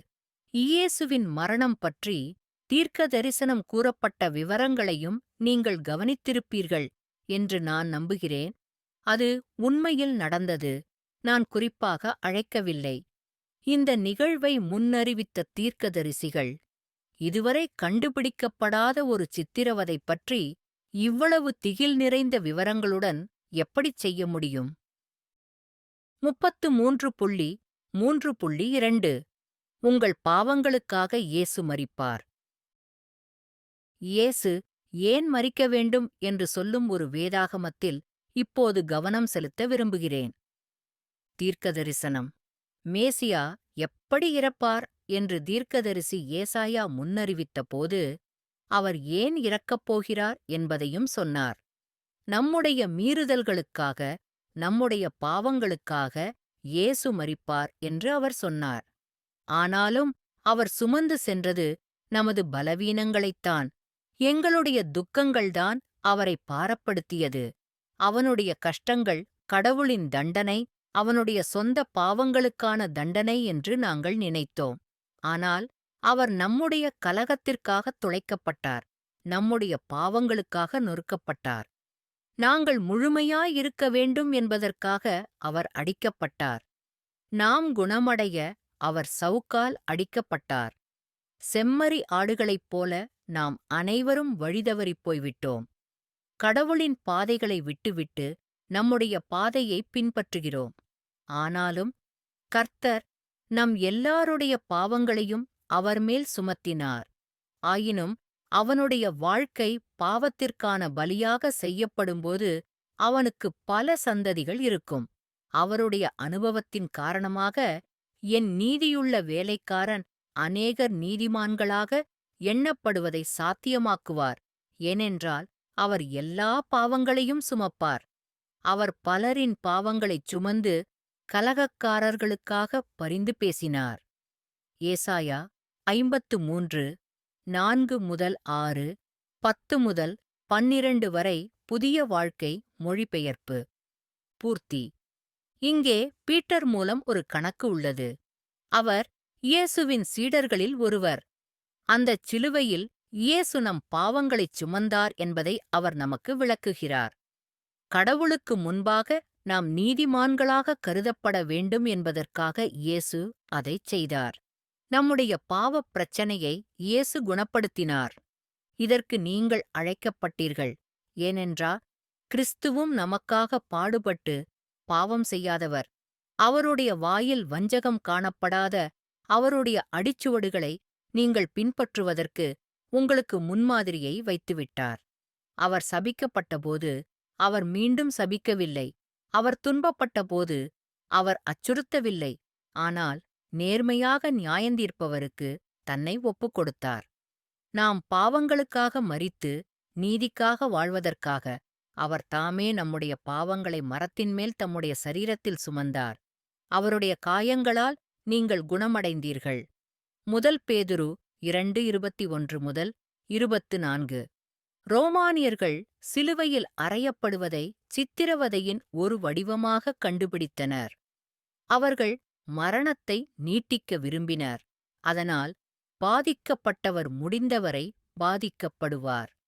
இயேசுவின் சிலுவையில் அறையப்பட்ட சம்பவத்தைப் படிக்கும்போது இயேசுவை அடையாளம் காண முடியாத அளவுக்கு அடிக்கப்பட்டார் என்பதையும், சிலுவையில் அறையப்பட்டபோது ஏற்பட்ட பாரிய இரத்த இழப்பு காரணமாக அவர் உயிருடன் இல்லை என்பதையும் நீங்கள் அறிந்தீர்கள். பின்னர் அவரை அவமதித்து கேலி செய்தனர். கடவுள் உங்கள் குறிப்பிட்ட பாவங்கள் அனைத்தையும் இயேசுவின் மீது வைத்தார். உங்கள் வாழ்நாளில் நீங்கள் செய்த அனைத்து பாவங்களையும் நினைத்துப் பாருங்கள். பாவத்திற்கான தண்டனை மரணம் என்று கடவுள் சொன்னார். நீங்கள் பெற வேண்டிய மரணத்தை இயேசு மரித்தார். இயேசு உங்களுக்காக மரித்தார். இயேசு மாம்சத்தில் கடவுள். அவர் சிலுவையில் இருந்து கீழே இறங்கி வந்து அந்த கேலி செய்பவர்களுக்கு அவர் உண்மையில் அவர் யார் என்று காட்டியிருக்கலாம். ஆனால் அவர் செய்யவில்லை. ஏனென்றால் அவருக்கு ஒரு வேலை இருந்தது. அவர் உங்களைக் காப்பாற்றும் பணியில் இருந்தார். அவர் அனுபவித்த வலி மற்றும் துன்பங்களை விட உங்கள் மீதான அவரது அன்பு முக்கியமானது. இந்த வசனங்களில் பேசுவது இயேசுவே. ஏனென்றால் நான் என் விருப்பத்தைச் செய்யாமல் என்னை அனுப்பினவருடைய சித்தத்தைச் செய்ய பரலோகத்திலிருந்து இறங்கி வந்தேன்.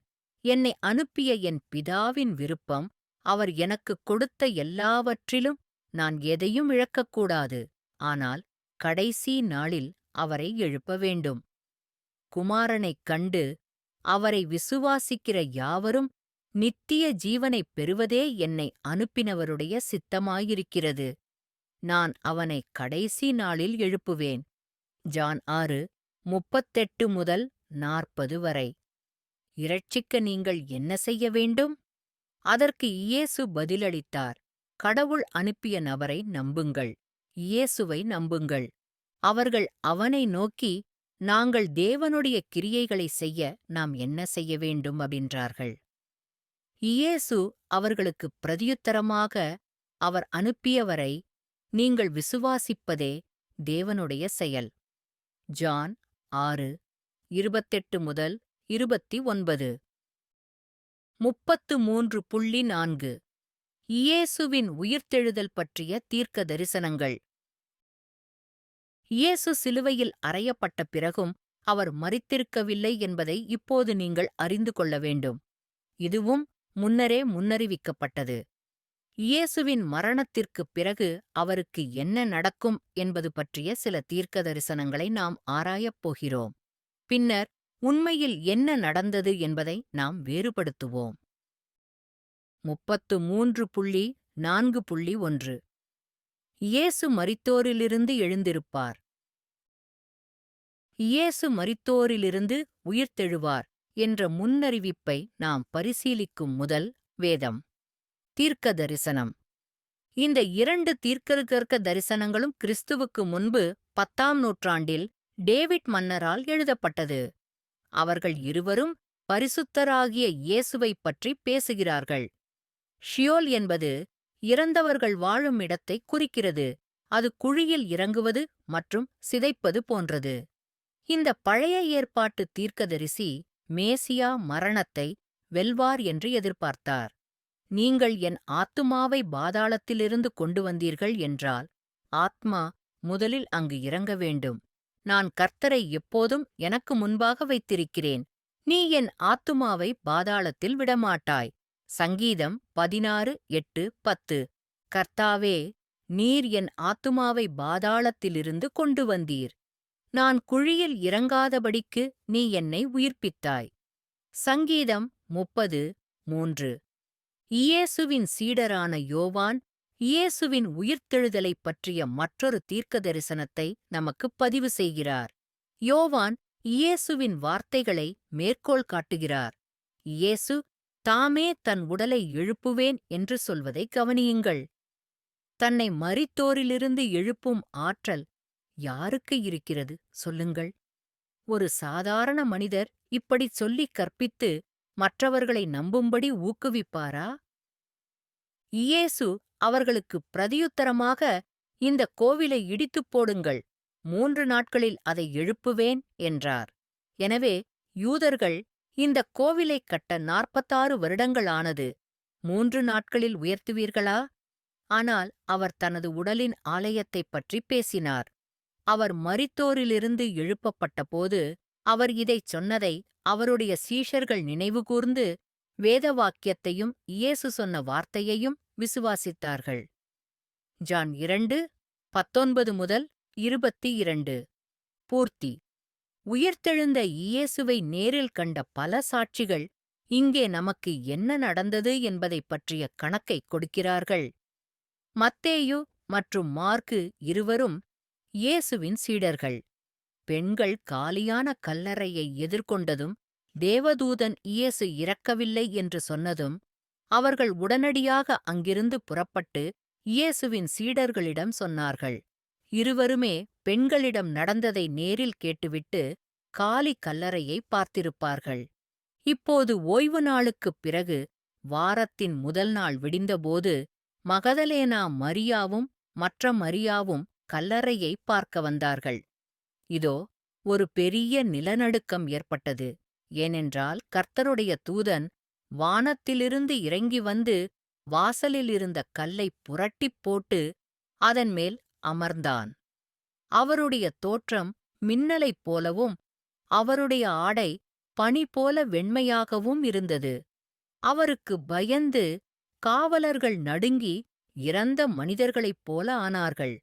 தேவதூதர் பெண்களுக்கு பதிலளித்தார், பயப்படாதே, ஏனென்றால் நீங்கள் சிலுவையில் அறையப்பட்ட இயேசுவை தேடுகிறீர்கள் என்று எனக்குத் தெரியும். அவர் இங்கே இல்லை, அவர் சொன்னது போலவே எழுந்திருக்கிறார். மத்தேயு 28, 1-6. ஓய்வு நாள் முடிந்ததும் மகதலேனா மரியாள், யாக்கோபின் தாய் மரியா, சலோமி ஆகியோர் வந்து அவரை அபிஷேகம் செய்யும்படி வாசனைப் பொருட்களை வாங்கினர். வாரத்தின் முதல் நாள் அதிகாலையில் சூரியன் உதித்தபோது கல்லறைக்கு வந்தார்கள். கல்லறையின் வாசலிலுள்ள கல்லை நமக்காக யார் புரட்டிப் போடுவார்கள் என்று தங்களுக்குள் சொல்லிக் கொண்டார்கள். ஏனென்றால் அது மிகப் பெரியதாக இருந்தது.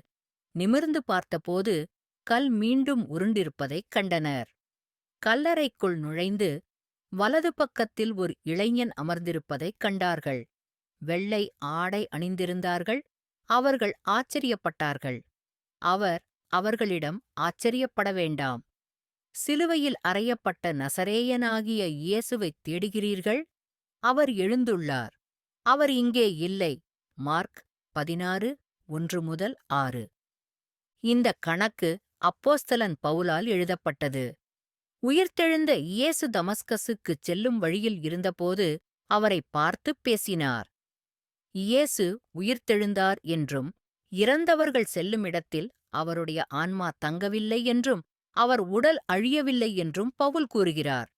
தாவீது ராஜா இதை முன்னறிவித்ததாகவும் அதைப் பற்றிப் பேசுவதாகவும் அவர் சொன்னபோது, நாம் படித்த சங்கீதங்களை அவர் குறிப்பிடுகிறார்.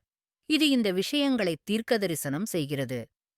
சகோதரர்களே, முற்பிதாவாகிய தாவீதைப் பற்றி நான் உங்களுக்கு தாராளமாகச் சொல்லலாம். அவர் இறந்து அடக்கம் செய்யப்பட்டார். அவருடைய கல்லறை இன்றுவரை நம்மிடம் உள்ளது. ஆதலால் தீர்க்கதரிசியாக இருந்து மாம்சத்தின்படி தம்முடைய சரீரத்தின் கனியின்படி கிறிஸ்துவைத் தம்முடைய சிங்காசனத்தில் அமரும்படி தேவன் அவருக்கு பிரமாணம் செய்து பிரமாணம் பண்ணியிருக்கிறார் என்பதை அறிந்து அவர் இதை முன்னறிவித்து உயிர்த்தெழுதலைப் பற்றிப் பேசினார். கிறிஸ்து அவருடைய ஆத்துமா பாதாளத்தில் விடப்படவில்லை.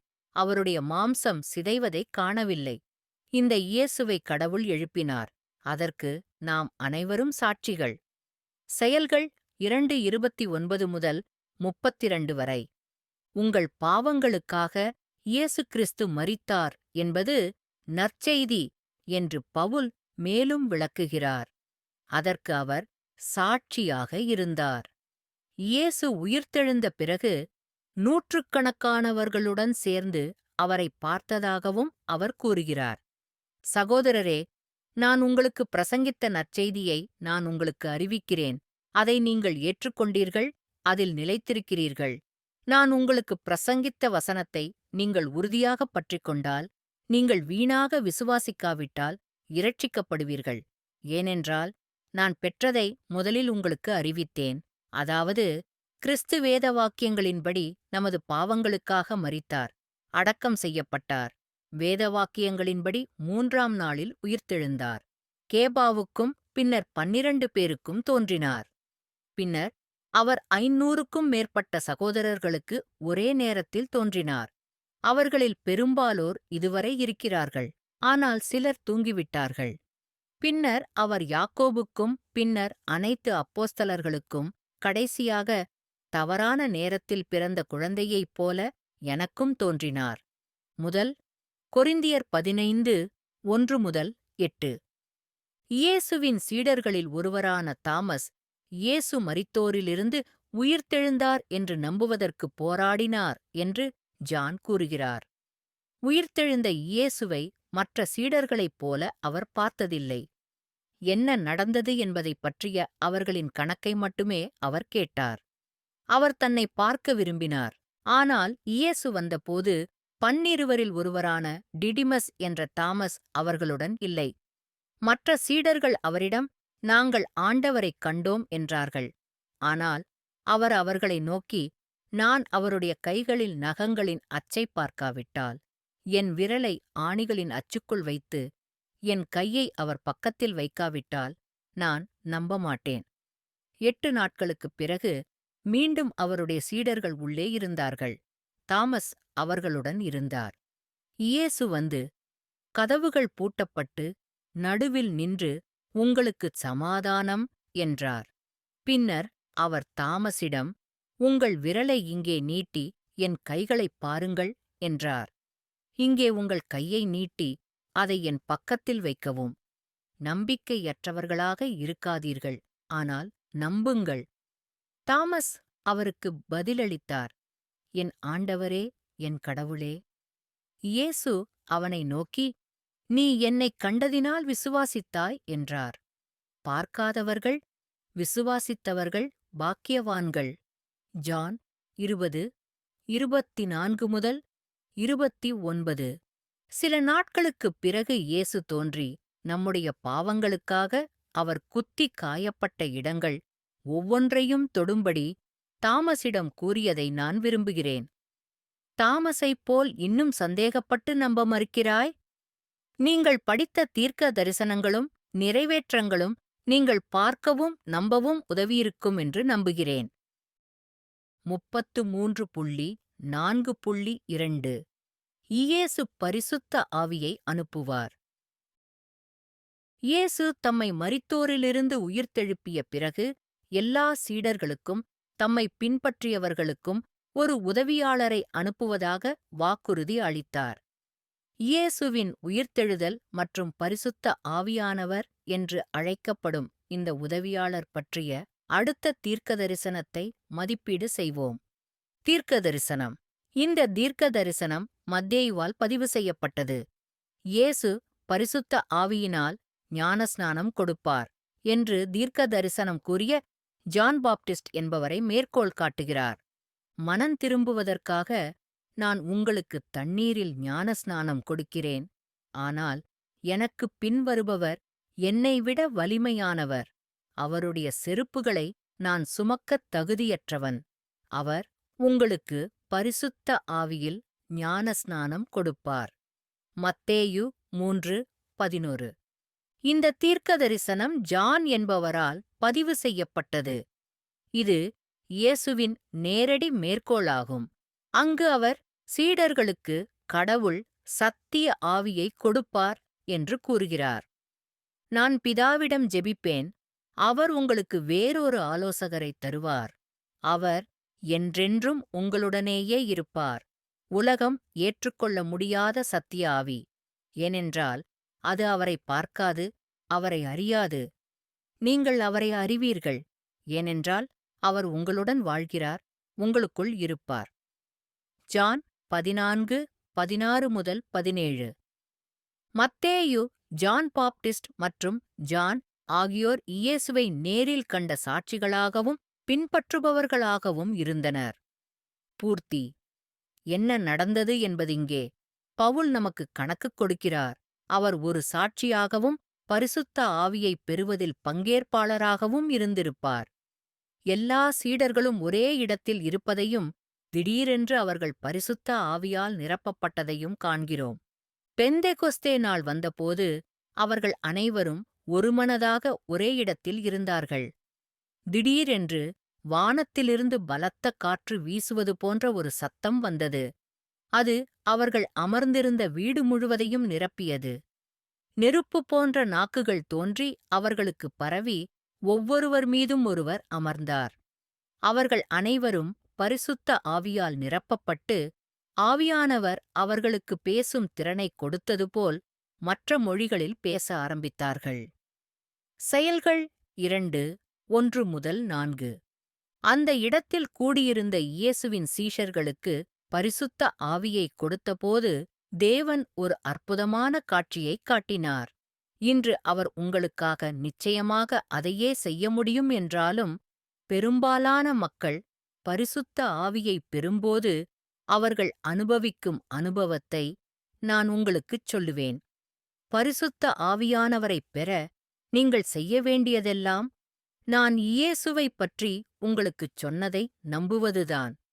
இயேசு உங்கள் பாவங்களுக்காக மரித்து கல்லறையிலிருந்து எழுந்தார். நீங்கள் ஒரு பாவியாக இருப்பதற்கு வருந்துகிறீர்கள் என்று இயேசுவிடம் சொல்லுங்கள். இயேசுவை உங்கள் வாழ்க்கையில் வந்து உங்களுக்கு உதவியாளராக பரிசுத்த ஆவியை கொடுக்கும்படி கேளுங்கள். இயேசுவின் மீது நம்பிக்கை வைத்துள்ள பெரும்பாலான மக்கள் தங்களிடமிருந்து ஒரு பெரிய சுமை இறக்கப்பட்டதாக உணர்கிறார்கள். அவர்கள் எப்படியோ இலகுவாக உணர்கிறார்கள் மற்றும் விளக்க முடியாத அமைதி உணர்வை உணர்கிறார்கள். ஏனென்றால் அவர்கள் பாவம் மற்றும் மரணத்தின் அடிமைத்தனத்திலிருந்து விடுவிக்கப்பட்டனர். நீங்கள் பரிசுத்த ஆவியைப் பெறுவது கடவுளின் விதிகளைப் பின்பற்றுவதன் மூலம் அல்ல, ஆனால் இயேசுவைப் பற்றி நீங்கள் கேள்விப்பட்டதை நம்புவதன் மூலம். இந்த ஒரு கேள்வியை நான் உங்களிடம் கேட்கிறேன். மோசேயின் சட்டத்திற்கு கீழ்ப்படிவதன் மூலம் நீங்கள் பரிசுத்த ஆவியைப் பெற்றீர்களா? நிச்சயமாக இல்லை. கிறிஸ்துவைப் பற்றி நீங்கள் கேட்ட செய்தியை நீங்கள் நம்பியதால் நீங்கள் ஆவியைப் பெற்றீர்கள். கலாத்தியர் 3:2 புதிய வாழ்க்கை மொழிபெயர்ப்பு. இப்போது புறஜாதிகளாகிய நீங்களும் தேவன் உங்களை இரட்சிக்கிறார் என்ற நற்செய்தியைக் கேட்டிருக்கிறீர்கள். நீங்கள் கிறிஸ்துவை விசுவாசித்தபோது அவர் நீண்ட காலத்திற்கு முன்பே வாக்களித்த பரிசுத்த ஆவியானவரை உங்களுக்குத் தந்து உங்களைத் தனக்குச் சொந்தமானவராக அடையாளப்படுத்தினார். எபேசியர் 1:13 புதிய வாழ்க்கை மொழிபெயர்ப்பு. உங்களுக்குள் இயேசுவின் பரிசுத்த ஆவியானவர் இருந்தால் நீங்கள் இனி பாவத்திற்கோ மரணத்திற்கோ அடிமையாக மாட்டீர்கள். ஆதலால் மாம்சத்தின்படி நடக்காமல் ஆவியின்படி நடக்கிற கிறிஸ்து இயேசுவுக்குள் இருப்பவர்களுக்கு இப்போது கண்டனம் இல்லை. கிறிஸ்து இயேசுவில் உள்ள ஜீவ ஆவியின் சட்டம் என்னை பாவம் மற்றும் மரணத்தின் சட்டத்திலிருந்து விடுவித்தது. ரோமர்கள் 8:1-2 33.4.3 இயேசு கடவுளின் வலது பாரிசத்தில் அமர்ந்திருப்பார். இயேசு மரித்தோரிலிருந்து உயிர்த்தெழுந்த பிறகு அவருக்கு என்ன நடக்கும் என்று பைபிள் சொல்கிறது. அவர் பரலோகத்திற்குத் திரும்பி தந்தையாகிய கடவுளுடன் இருப்பார் என்றும் கடவுளின் வலது பாரிசத்தில் உட்காருவார் என்றும் அது கூறுகிறது. நாம் பார்க்கப் போகும் கடைசி தீர்க்க தரிசனம் இயேசு மரணத்தை வென்று கடவுளுடன் பரலோகத்தில் ஆட்சி செய்வது பற்றியது. தீர்க்க தரிசனம். இந்த தீர்க்க தரிசனம் கிறிஸ்துவுக்கு முன்பு 10ஆம் நூற்றாண்டில் டேவிட் மன்னரால் எழுதப்பட்டது. கடவுளுக்கும் இயேசுவுக்கும் இடையே நடந்த தீர்க்க தரிசன உரையாடலை டேவிட் பதிவு செய்கிறார். கடவுள் இயேசுவைத் தம் வலது கையாக உட்காரச் சொன்னார். நேரம் தொடர்பான சில சூழலையும் நாங்கள் வழங்குகிறோம். அவருடைய எதிரிகள் அவருடைய பாதபடியாக இருக்கும் வரை இயேசு அங்கேயே அமர்ந்திருப்பார். கர்த்தர் என் கர்த்தரை நோக்கி, நான் உன் சத்துருக்களை உமது பாதபடியாக்குகிற வரைக்கும் என் வலது பாரிசத்தில் உட்காரும் என்று சொல்லுகிறார். சங்கீதம் 110:1 பூர்த்தி. இந்த நிகழ்வின் சாட்சியாக இருந்த இயேசுவின் சீடரான மாற்கு, இயேசு பரலோகத்திற்குச் சென்று கடவுளின் வலது பாரிசத்தில் அமர்ந்தார் என்று கூறுகிறார். இது நடப்பதை மார்க் உண்மையில் பார்த்திருப்பார். அது அவருக்கு எவ்வளவு அருமையாக இருந்திருக்கும் என்பதை என்னால் கற்பனை செய்து பார்க்க முடிகிறது. கர்த்தர் அவர்களோடு பேசின பின் பரலோகத்திற்கு எடுத்துக் கொள்ளப்பட்டு தேவனுடைய வலது பாரிசத்தில் அமர்ந்தார். மார்க் 16:19. அப்போஸ்தலனாகிய பவுலின் இந்தக் கணக்கில் இயேசு கடவுளின் வலது பாரிசத்தில் பரலோகத்திற்கு ஏறினார் என்றும் அவர் நமக்குக் கூறுகிறார். தாவீது ராஜா சொன்ன தீர்க்கதரிசனம் நிறைவேறியதை அவர் உறுதிப்படுத்துகிறார். இந்த இயேசுவை கடவுள் எழுப்பினார். அதற்கு நாம் அனைவரும் சாட்சிகள். ஆகையால் தேவனுடைய வலது கரத்தால் உயர்த்தப்பட்டு பிதாவிடமிருந்து பரிசுத்த ஆவியின் வாக்குத்தத்தத்தைப் பெற்று இதைப் பொழிந்திருக்கிறார். நீங்கள் இப்போது பார்க்கிறீர்கள், கேட்கிறீர்கள். ஏனென்றால் தாவீது வானத்திற்கு ஏறவில்லை, ஆனால் அவர் தன்னைத்தானே சொல்கிறார். கர்த்தர் என் ஆண்டவரிடம், நான் உமது எதிரிகளை உமது பாதபடியாக்கும் வரை என் வலது பாரிசத்தில் உட்காரும் என்றார். நீங்கள் சிலுவையில் அறையப்பட்ட இந்த இயேசுவைக் கடவுள் ஆண்டவராகவும் கிறிஸ்துவாகவும் ஆக்கினார் என்பதை இஸ்ரயேல் வீட்டார் அனைவரும் உறுதியாக அறிந்து கொள்ளட்டும். செயல்கள் 2:32 முதல் 36 வரை. இது உங்களுக்கு மிகுந்த ஆறுதலைத் தரும். இயேசு பரலோகத்தில் கடவுளின் வலது பாரிசத்தில் இருக்கிறார். இன்னல் காலம் முடிவடையும் வரை அவர் காத்திருக்கிறார். அந்தச் சமயத்தில் அவன் திரும்பி வருவார். அவனுடைய சத்துருக்கள் எல்லாரும் அவனுக்கு பாதபடியாக இருப்பார்கள். கடவுள் நமக்கு பல வாக்குறுதிகளை அளித்துள்ளார். கடவுள் தம்முடைய வாக்குறுதிகளை எப்பொழுதும் காப்பாற்றுகிறார் என்பதை நிறைவேற்றப்பட்ட பைபிள் தீர்க்க தரிசனங்கள் நமக்குக் காட்டுகின்றன. கடவுளின் வார்த்தை ஒரு உத்தரவாதம். இயேசு திரும்பி வருவார். நீங்கள் தயாராக இருப்பீர்களா? இயேசு தம்மை பின்பற்றுபவர்கள் சிலருடன் நடத்திய உரையாடலை லூக்கா பதிவு செய்கிறார். இது இயேசுவின் உயிர்த்தெழுதலுக்குப் பிறகு நடந்தது. இயேசுவைப் பற்றி நாம் கற்றுக்கொண்டதை மிக அழகாக சுருக்கமாகக் கூறுகிறது. மோசேயின் நியாயப்பிரமாணத்திலும் தீர்க்கதரிசிகளிலும் சங்கீதங்களிலும் என்னைக் குறித்து எழுதியிருக்கிறவைகளெல்லாம் நிறைவேற வேண்டும் என்று நான் உங்களுடனே இருந்தபோது உங்களுக்குச் சொன்னது இதுதான். பின்பு அவர்கள் வேதவாக்கியங்களைப் புரிந்து கொள்ளும்படி அவர்களுடைய மனதைத் திறந்தார். அவர் அவர்களிடம், இவ்வாறு எழுதப்பட்டுள்ளது: கிறிஸ்து பாடுபட்டு 3ஆம் நாள் மரித்தோரிலிருந்து உயிர்த்தெழுப்பப்பட வேண்டியது அவசியம். மேலும் மனந்திரும்புதலும் பாவ மன்னிப்பும் அவரது பெயரால் தொடங்கி எல்லா நாடுகளுக்கும் பிரசங்கிக்கப்பட வேண்டும். ஜெருசலேம். இவைகளுக்கு நீங்கள் சாட்சிகள். லூக்கா 24:44 முதல் 48. இயேசுவைப் பற்றி கடவுள் பல விஷயங்களை முன்னறிவித்ததையும் இயேசு ஒவ்வொன்றையும் நிறைவேற்றினார் என்பதையும் நீங்கள் கற்றுக்கொண்டீர்கள். இயேசுவை நீங்கள் தவறவிடக் கூடாது என்பதற்காக அவர் கொடுத்த தீர்க்க தரிசனங்களில் கடவுள் குறிப்பிட்டவர் என்பதை நீங்கள் கற்றுக்கொண்டீர்கள். இயேசுவை பின்பற்றியவர்களைப் போலவே நீங்களும் இப்போது இந்த காரியங்களுக்கு சாட்சியாக இருக்கிறீர்கள். இப்போது நீங்கள் இயேசுவைப் பற்றி அறிந்திருக்கிறீர்கள். அவரை என்ன செய்வீர்கள்? வாழ்க்கையில் முக்கியமான ஒரே கேள்வி இதுதான். இது ஒரு நித்திய விளைவைக் கொண்ட முடிவு. இந்த வசனங்களில் பேசுவது இயேசுவே. அவர் ஜனங்களைத் தம்முடைய சீஷர்களோடு தம்மிடத்தில் வரவழைத்து அவர்களை நோக்கி, எனக்குப் பின்வர விரும்புகிறவன் தன்னையே வெறுத்து தன் சிலுவையை எடுத்துக்கொண்டு என்னைப் பின்பற்றக் கடவன். ஏனென்றால் தன் உயிரைக் காப்பாற்ற விரும்புகிறவன் அதை இழந்துவிடுவான். என் பொருட்டும் நற்செய்தியின் பொருட்டும் தன் உயிரை இழப்பவன் அதைக் காப்பாற்றிக் கொள்வான். மார்க் 8:34 முதல் 35 வரை.